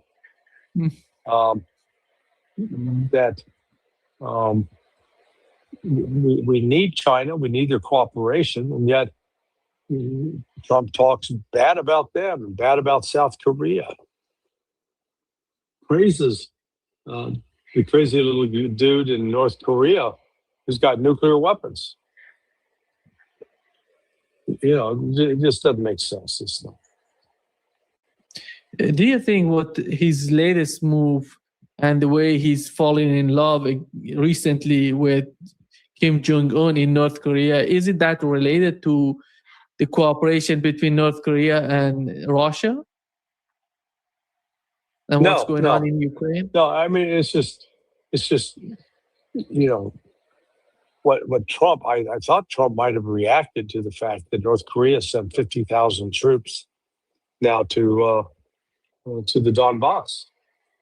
And that I now understand why they're doing it. They fully anticipate they're going to be at war sometime in the future. And they want to make sure they got troops that have been trained in actual combat, that have actual combat experience, just so they get a taste of it. It's one thing to do training on a range where it's controlled. It's a whole other thing when you're put into the frontline trenches and have to fight. Yeah. Larry, I think today I talked with Richard Wolff and Michael Hudson.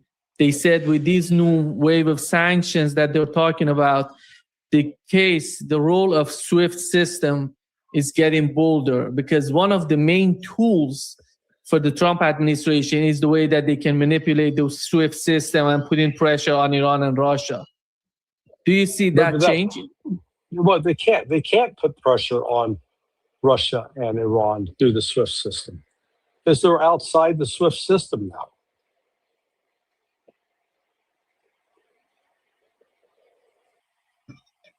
The SIPS, by the way, is the system to replace that. And I assume that's going to motivate. Yeah, well, you've got, I just saw the number, more than 100 countries have signed up to use SIPS. So it's growing. It's been, they announced it, what, 2 years? Well, actually, supposedly they set up in like 2015, but they really announced it and got into it earnestly 2 years ago.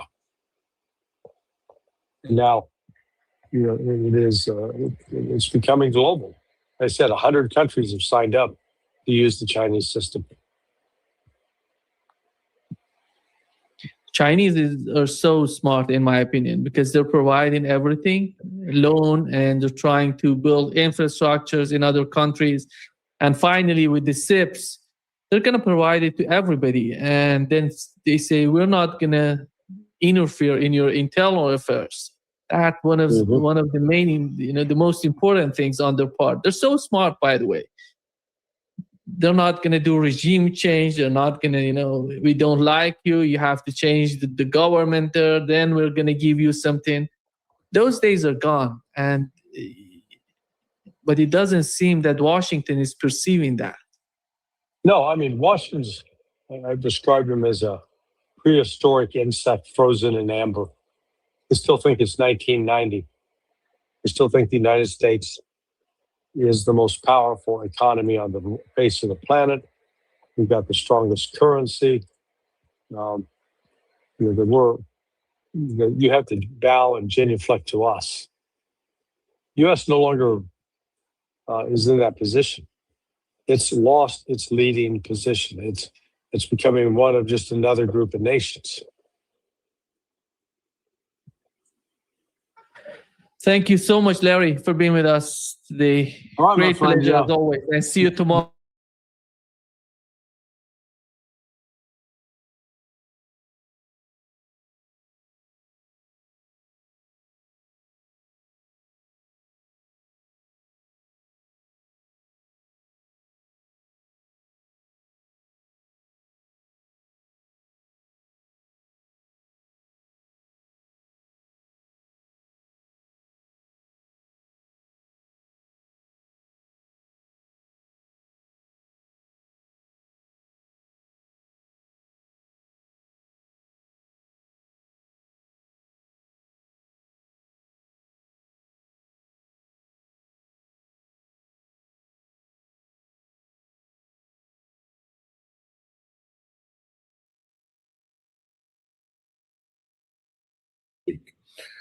We've been on this since Monday.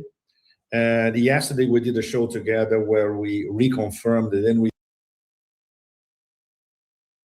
My dear friend, Thank you. Let's begin with the breaking news. Did President Trump attempt to bribe the head of the IRGC, the Iranian Revolutionary Guard Corps? Yes, it is. And it is a bombshell, Judge. And Larry and I got confirmation and reconfirmation earlier this week. We've been on this since Monday. And yesterday we did a show together where we reconfirmed it and we exposed it for the first time, the mechanism. Basically, this was a back channel opened by Tulsi Gabbard in May, so 3 months ago, under orders of Trump and J.D. Vance. It was via Nurshirvan Barzani, the president of the Kurdistan regional government in northern Iraq. And this was a channel specifically to contact Ahmad Vahidi, the commander-in-chief of the IRGC. So this channel was dormant. Nothing happened in May. But the channel was there, was established. Nothing much happened for 3 months. But then a few days ago, Trump reactivated the channel, once again via Barzani in Erbil. There was a secure line connecting the US to Barzani in Erbil. And once again, targeting Vahidi. And that's when the story enters Tom Clancy territory, in fact. Trump wanted to bribe Vahidi to the tune, according to our source, of billions of dollars, playing Brit-style, copied from the Roman Empire, divide and rule, to break the IRGC from the inside.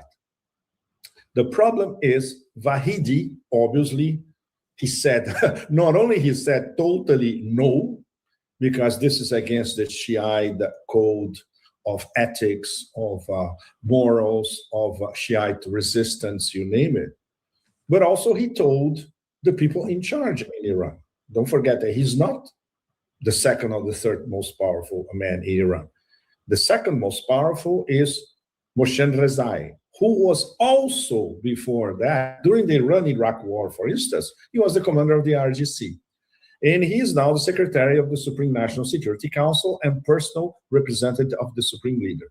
So this made all the rounds at the top levels of the Iranian government. And at the office of Mojtaba Khamenei, one of the components of his tight circle was authorized to pass this information to the Pakistani mediators. And this reached Asim Munir in Pakistan, the field marshal, who Trump calls almost every day, trying to find an off-ramp for him.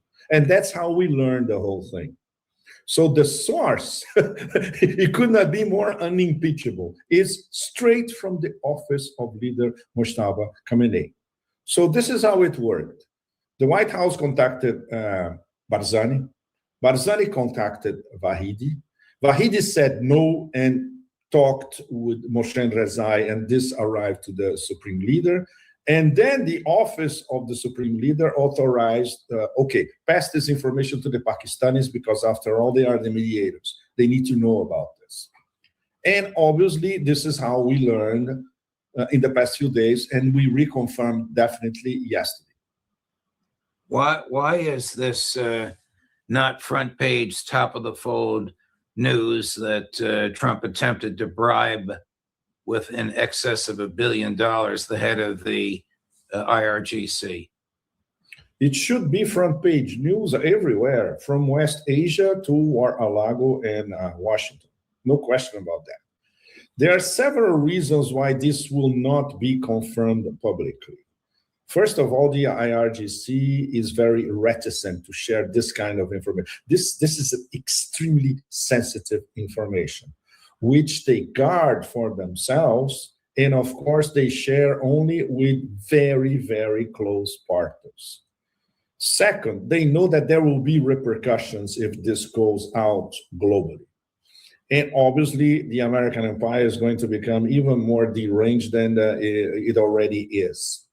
So none of us are expecting any public confirmation of this information, but we stand by our source. And Larry and I, we talked about it, and that's it. Coming from this kind of source, that's it. It's unimpeachable. And obviously, the source would never lie about it, and the Pakistanis will never lie about it because they have interest to preserve the diplomatic channels. Not only a diplomatic channel with the US, by the way, started to bomb.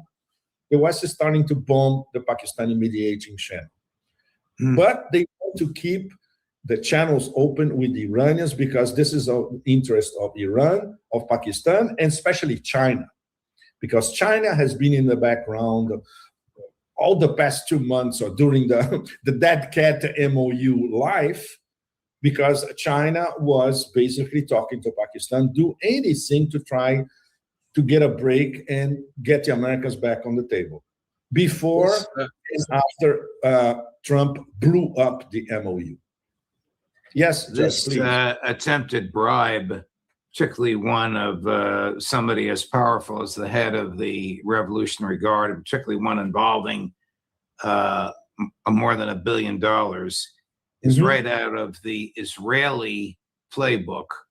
Were they involved in any of this?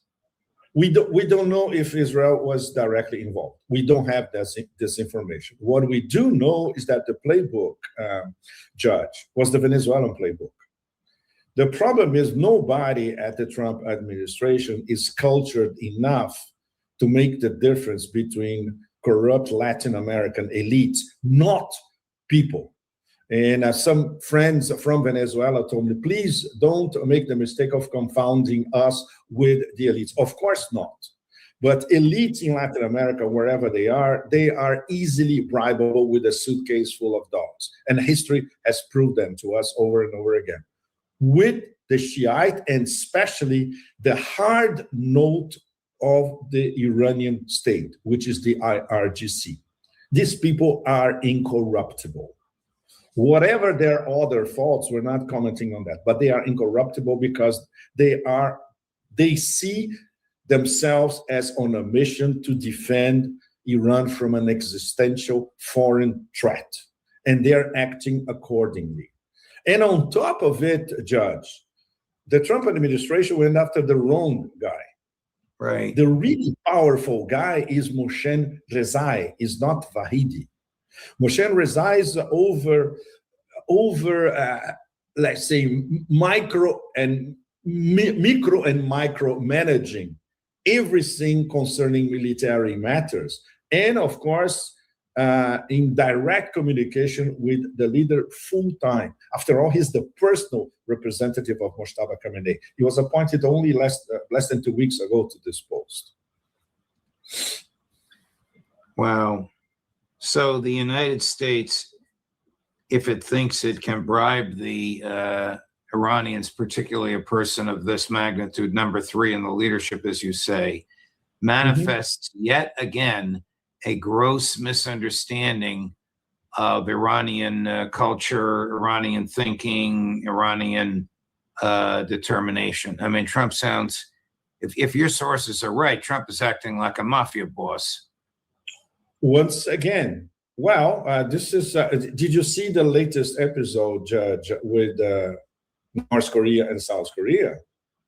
Yes. So he was, caressing at the back of the DPRK, and at the same time, in his own words, I asked 10 billion from South Korea, mafia protection money.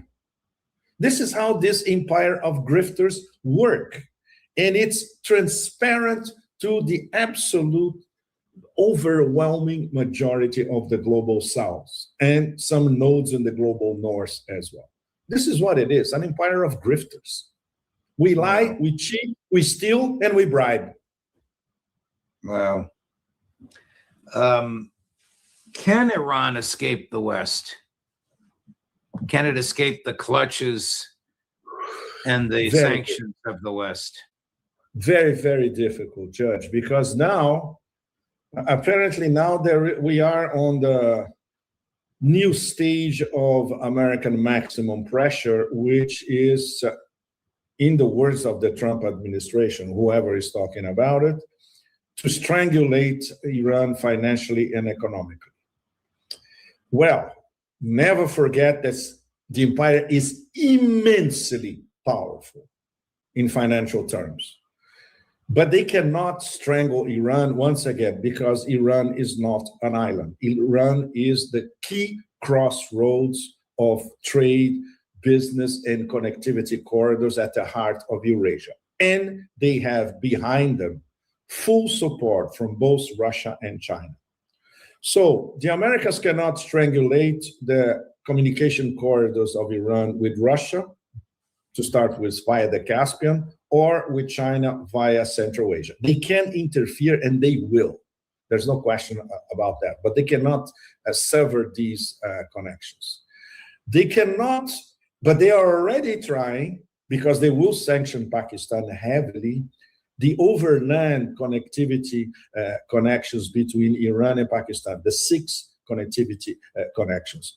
And this allows Iran to import and export, not only to Pakistan, but also to China.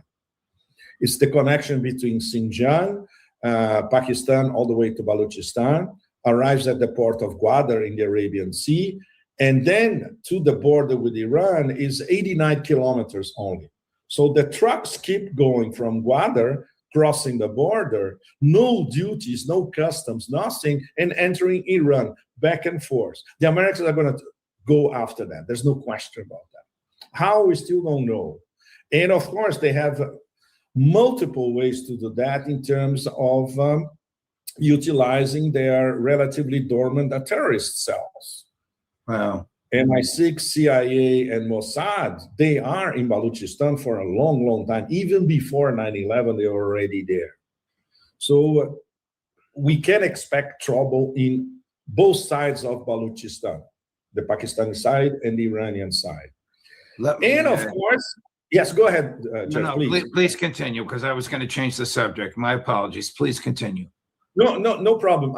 Just to wrap it up, UAE, for instance, this proclamation early this week by the UAE that they are severing all trade and commerce and financial ties with Iran, this was obviously forced by the Americans. And there's not much MBZ can do about that. What they can do is to play a double game.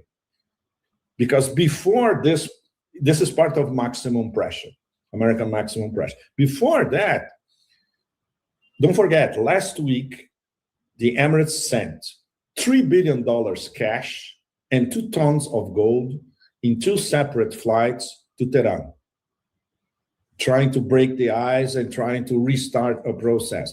It's something that our friends, the Pakistani mediators, had already told us before. It's going to happen. Sooner or later, the UAE are going to see that they need some sort of accommodation with Iran. So it started to happen much faster than we imagined. So only a few days later, we have this cutoff of trade, commerce, and financial ties. This makes sense at all. Not to mention that Iran and especially Dubai, Tehran, Dubai especially, this is a gigantic business route, both sides. Not to mention there's a lot of Iranian money invested in the UAE, productive investment as well, companies, not only individuals. And of course, a source of foreign currency, hard currency for Iran. The preferred source is the UAE, which is the second largest trade partner of Iran after China. The Americans will go after all that. There's no question. You mentioned earlier Trump was trying to shake down the South Korean government for $10 billion. I don't even know what his theory would be in his own mind to justify that. However, you can guess who reacted very quickly. Someone whom I know you have a great deal of respect for. You may even know him.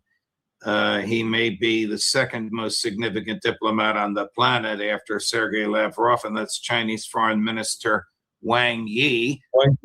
Called upon South Korea and said, come and deal with us. Now, what does China want? China doesn't expect South Korea to be aligned with it, but China would love if South Korea kicked the U.S. out and maintained the neutrality, right?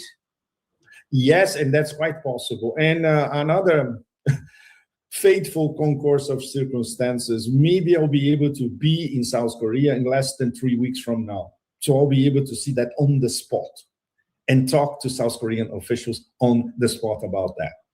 This could change completely the chessboard in Northeast Asia. Well, this happened at the same time that Trump said publicly he's more friendly with Kim Jong-un, the monster in North Korea, than he is with the president of South Korea. And so he terminated the huge U.S. South Korea military exercises and did so at the last minute after they had invested hundreds of millions in preparation for it. Exactly. So obviously the whole thing is being reevaluated as we speak in Seoul. Wow. So if I have a chance to be there soon, this will be, a minefield of information. What was your analysis of the false flag, the Israeli false flag involving Air Force One? I mean, the Mossad told somebody in the U.S., either Secret Service or CIA, that the Iranians were going to shoot down Air Force One. They'd take Trump out in a food truck with his personal assistant and with Secretary Hegseth. They leave Secretary Rubio, the rest of the senior staff, and 110 journalists on Air Force One as if it were a decoy. Mm-hmm. They send the intel that Mossad gave them to the CIA. CIA says low confidence. According to Phil Giraldi, low confidence means it's a piece of garbage. Don't believe it's a piece of garbage. Exactly. Trump chooses to believe Mossad rather than CIA. So Mossad scares the daylights out of Trump in an effort to get him to dial back diplomacy with Iran and reincorporate or reinstate military activities? Well, you answered your own question, Judge. That's exactly what it is. When even the CIA says this intel is garbage, the president of the United States is run by Mossad.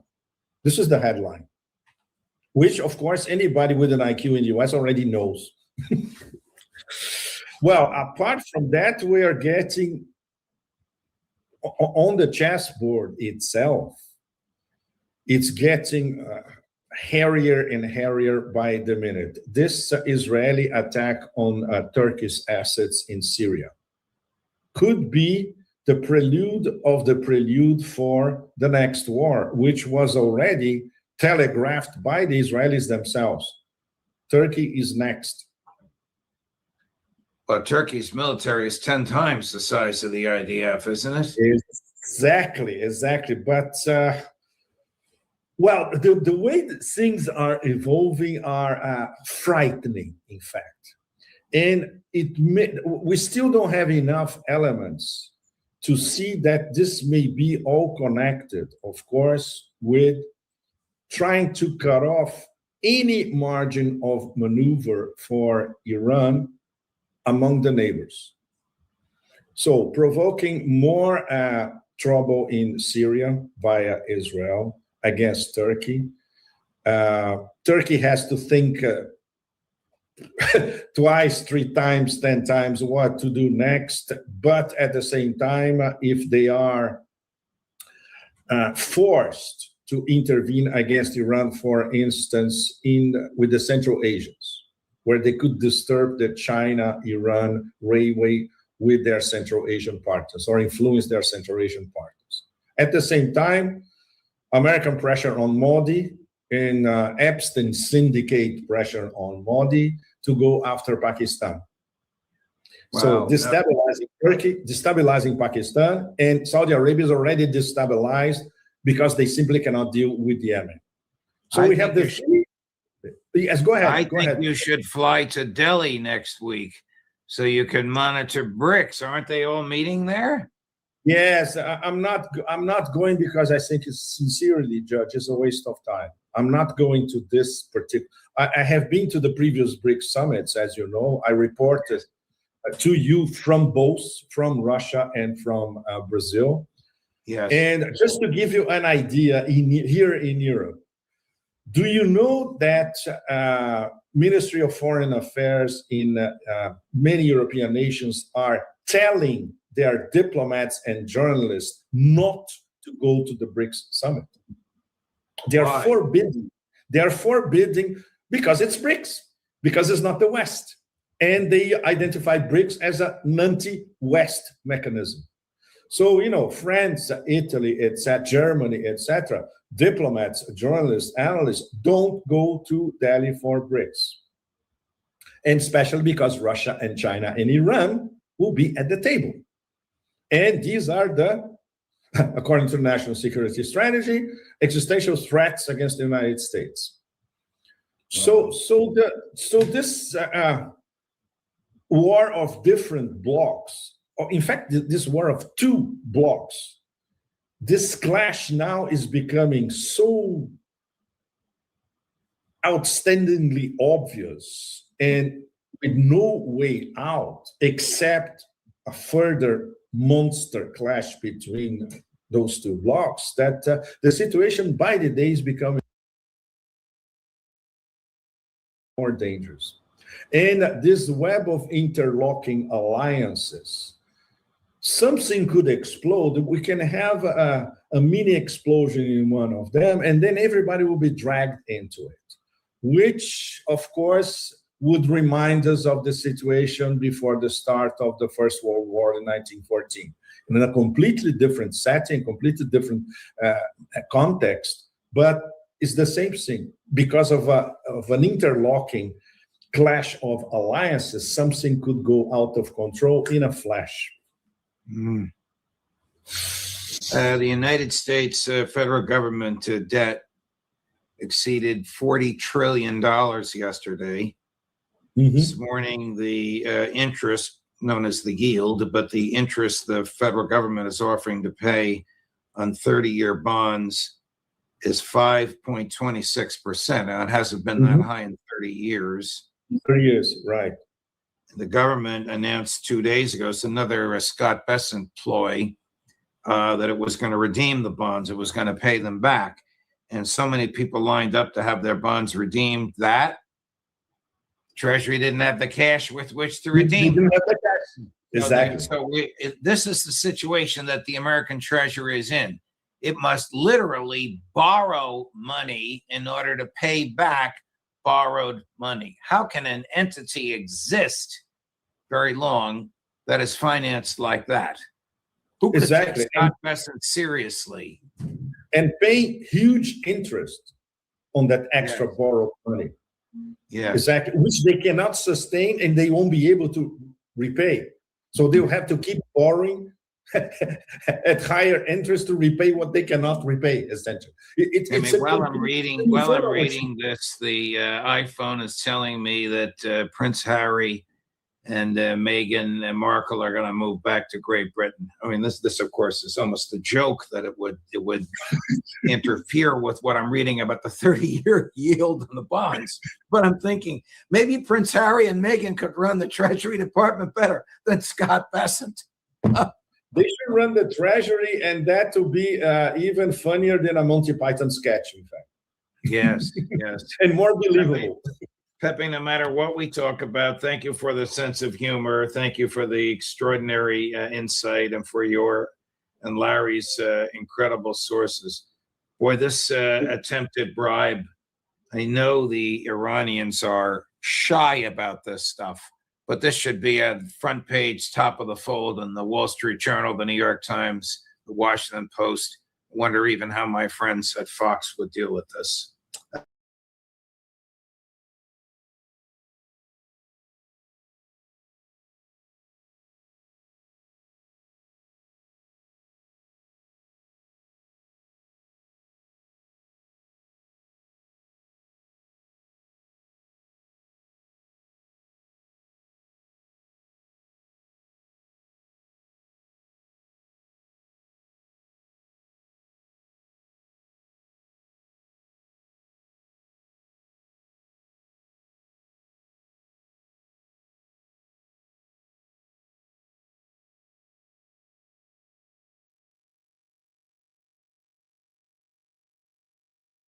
This tease that I'd like to go over with you. I'd like to start with Korea. In 1 week, the President of the United States canceled a years-long planned joint military operation between U.S. troops and South Koreans. He sent the South Korean government a bill for $10 billion, and he announced publicly that his good friend is the dictator of North Korea. A, what's going on? B, is China moving into the gap? Well, China has always been there. It's not a question of having to move very far. It is a strange juxtaposition of events. Listen, President Trump is well aware, has been well aware for a long time, that our overseas presence was exorbitant, was unnecessarily expensive. It was no longer militarily potent and useful as it had once been. This is something he understood back in 2020 when I spoke to him.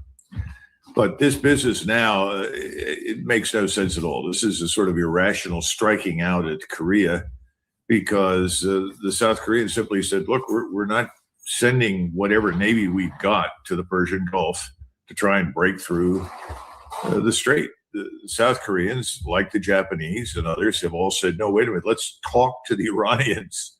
I mean, what a remarkable idea. Let's talk to the people that currently control it. They've done that, and they've managed to extract some benefits in oil, and they are paying some tolls, but it's happening. This did not sit well with President Trump. He seems to think that our alliances, whether they're in the Pacific or they're in Europe, are somehow or another obligations for everyone who's allied with us to do whatever we tell them. And that's never been the case. Our alliances originated because they were designed to help defend these areas against potential Soviet attack or communist aggression. those alliances worked.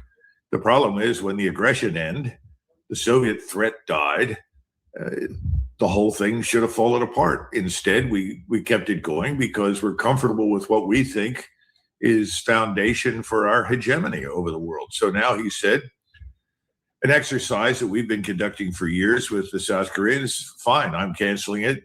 And you read the rest of it, my good friend in North Korea. So what has happened? For a long time, China has been very uncomfortable, frankly, with North Korea. People don't understand it. North Korea is a creature of Soviet foreign and security policy, not Chinese. There's a lot of bad blood between Koreans and Chinese, and the Chinese have made it very clear to the North Koreans, if you start a war against anyone, Japan, South Korea, the United States, doesn't make any difference, you'll get no help or assistance from us. Well, that's been enormously helpful to everybody because it's kept the North Koreans from doing stupid things. Now that we've announced that we're sick of South Korea, the South Korean government, certainly a series of governments now over the last 20 years, have been trying to wean themselves off of dependence on us. And that's what they're trying to do right now. They've said, look, we want to control all the forces on our own peninsula. They don't. We are in control of their forces as well as ours. And they've said over and over and over again, how can we be a sovereign state if you are in command and control of our armed forces? Has this been going on since the Korean War, since Harry Truman was president? Yeah, absolutely. Absolutely. We've treated South Korea as a military colony.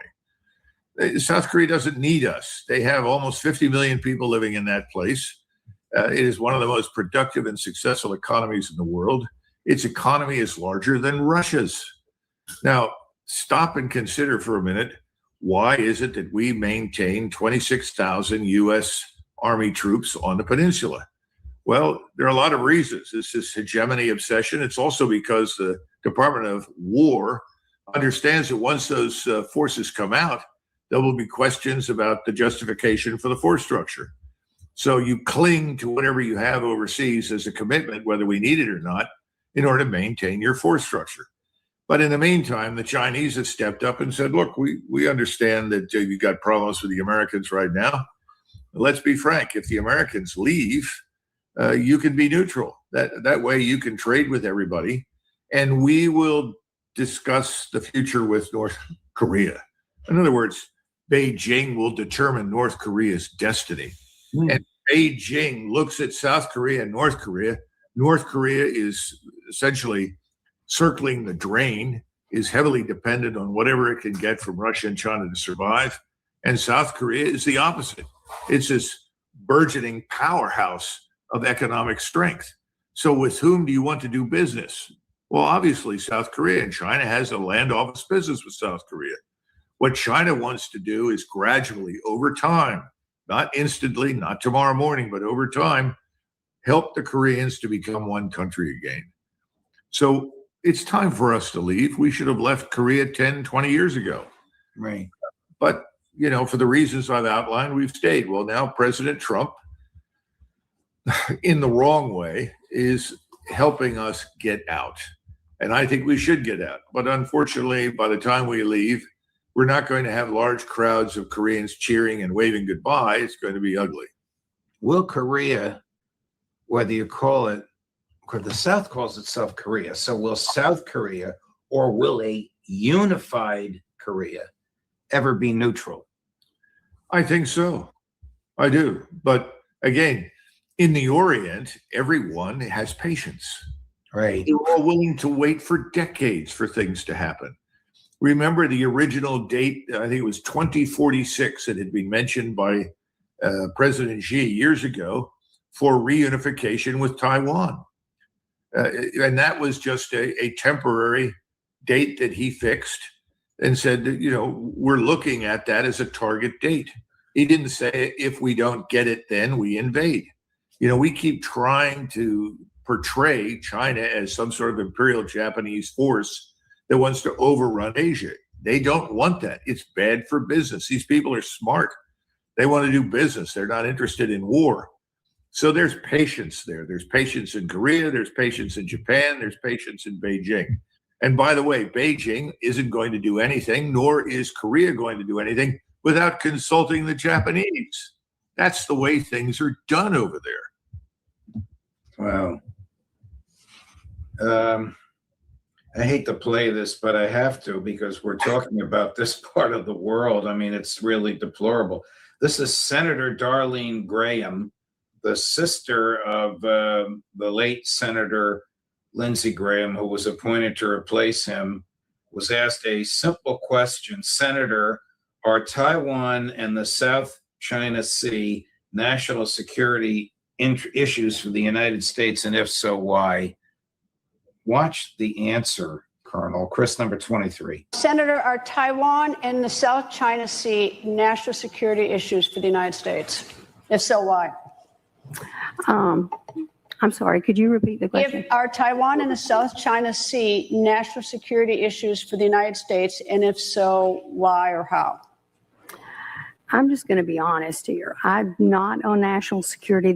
I'm not that informed on national security. But I do support the military. My brother was in the Air Force for 33 years. So I will do everything I can to support the military. My dad was in the Army. I'm not a polished politician up here. National security is not my thing, not my area of expertise, but I do support the military. They're tool/fool for the neocons, the Zionists, and the Republican establishment. They'll tell her how to vote. Well, unfortunately, you're right. She will end up being a Zionist AIPAC puppet, probably. But I give her high marks for honesty. I mean, I have to. That kind of integrity is so rare in Washington, D.C., that it's laudable. And the sad truth is that, Judge, most people in Washington, D.C. don't understand these things. I spoke to a senator a couple of years ago. He's a very prominent man now. And we got under the topic of China. And I said, Senator, have the Chinese ever stopped a commercial vessel moving through the South China Sea or the Strait of Malacca?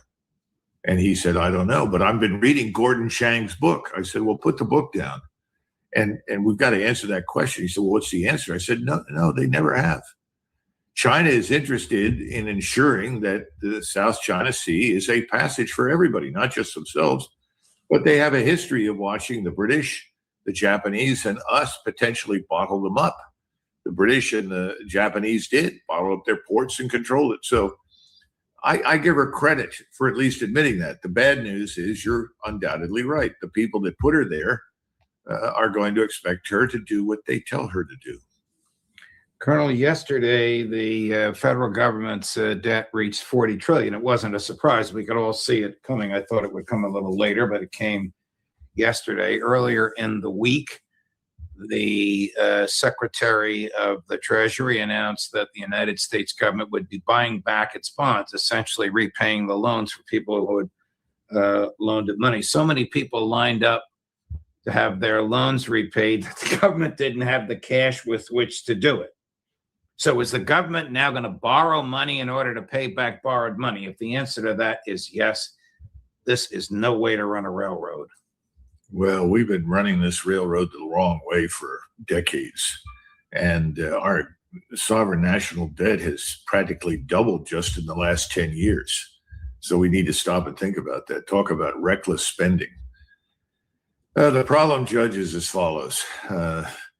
Bessent decided to step in and buy these long-term bonds at 30 years because he was interested not just in suppressing the yields, that is the rate of return. He also wanted to ensure that the 10-year yield went down. The 10-year is very sensitive. It is really the bellwether of imminent destruction. And so he acted on this, and he was confident that this would be well received in the markets. It wasn't. And what's happened is that people are literally saying, we don't believe you.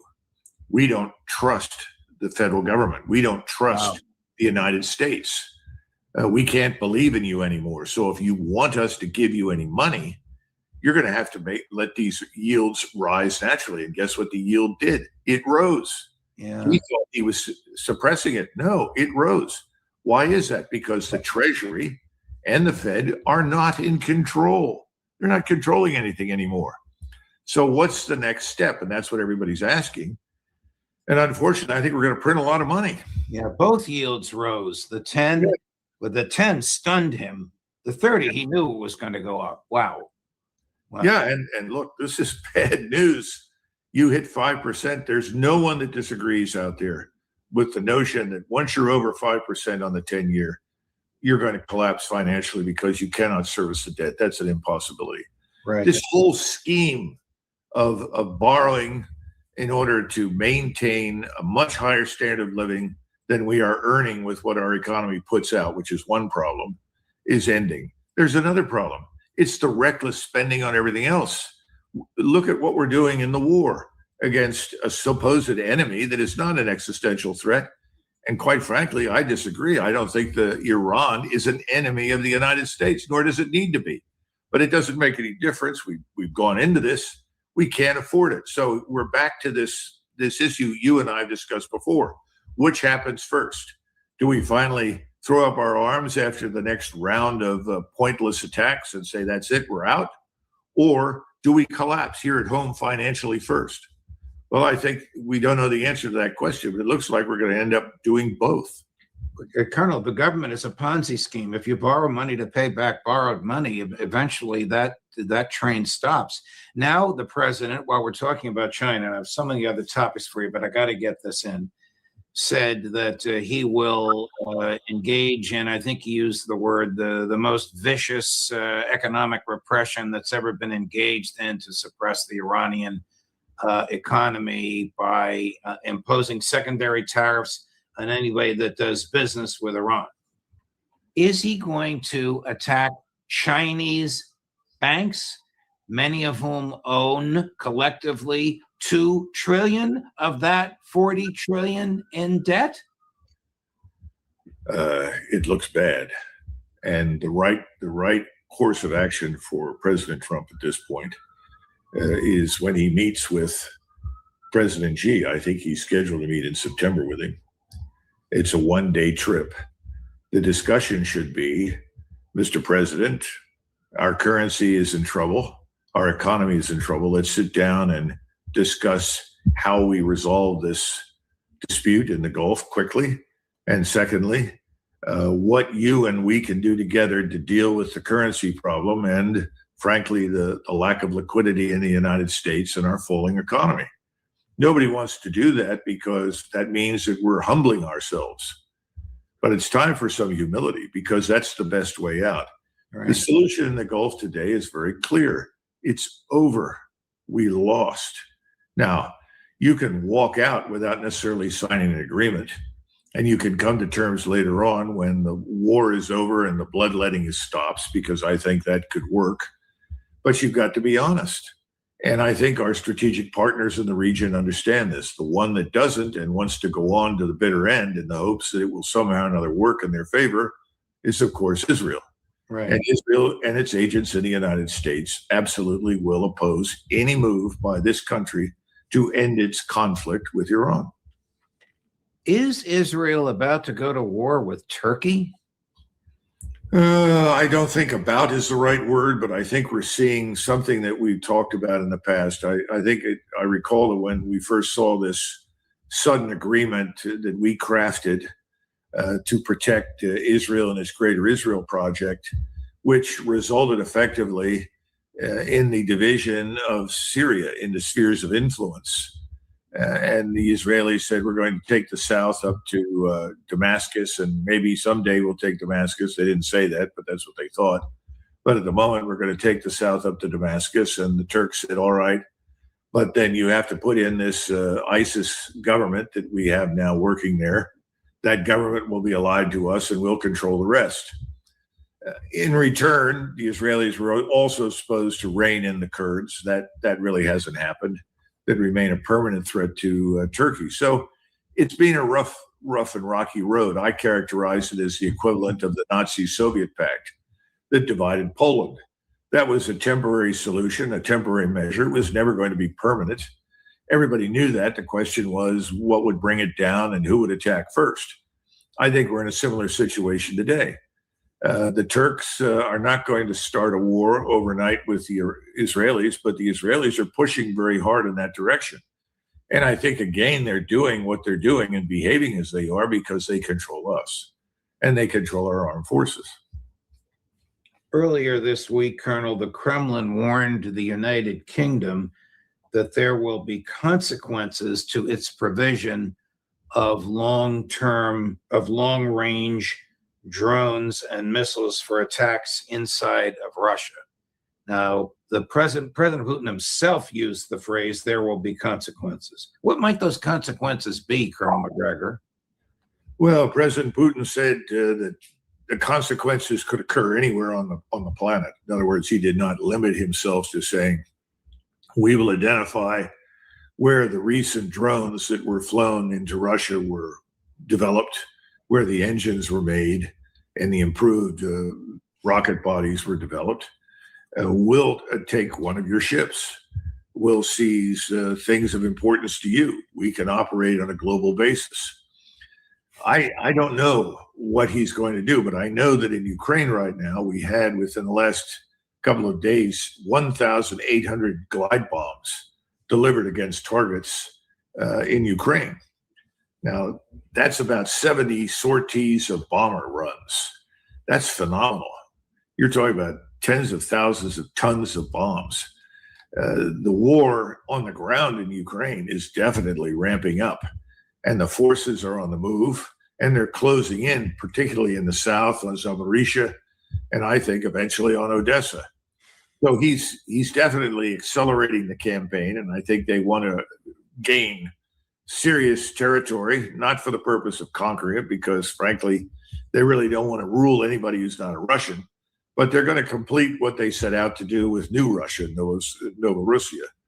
But beyond that, I think he's going to continue to exercise restraint because he's watching Europe. And I'll be frank, I find it impossible to believe that the current government in London is going to last much longer. This new prime minister is almost an empty suit. If anything, he's doubled down on the stupidity overseas. And at the same time, the state of the British Armed Forces is more perilous now than it's been since before the Napoleonic Wars. So it's hard to believe that anything serious is going to happen there, but you could see open rebellion in Great Britain. And I think we're getting close to that. Why, maybe you can put on your military historian hat. Why are present day Germany and present day United Kingdom despised by average Russians and by the Kremlin?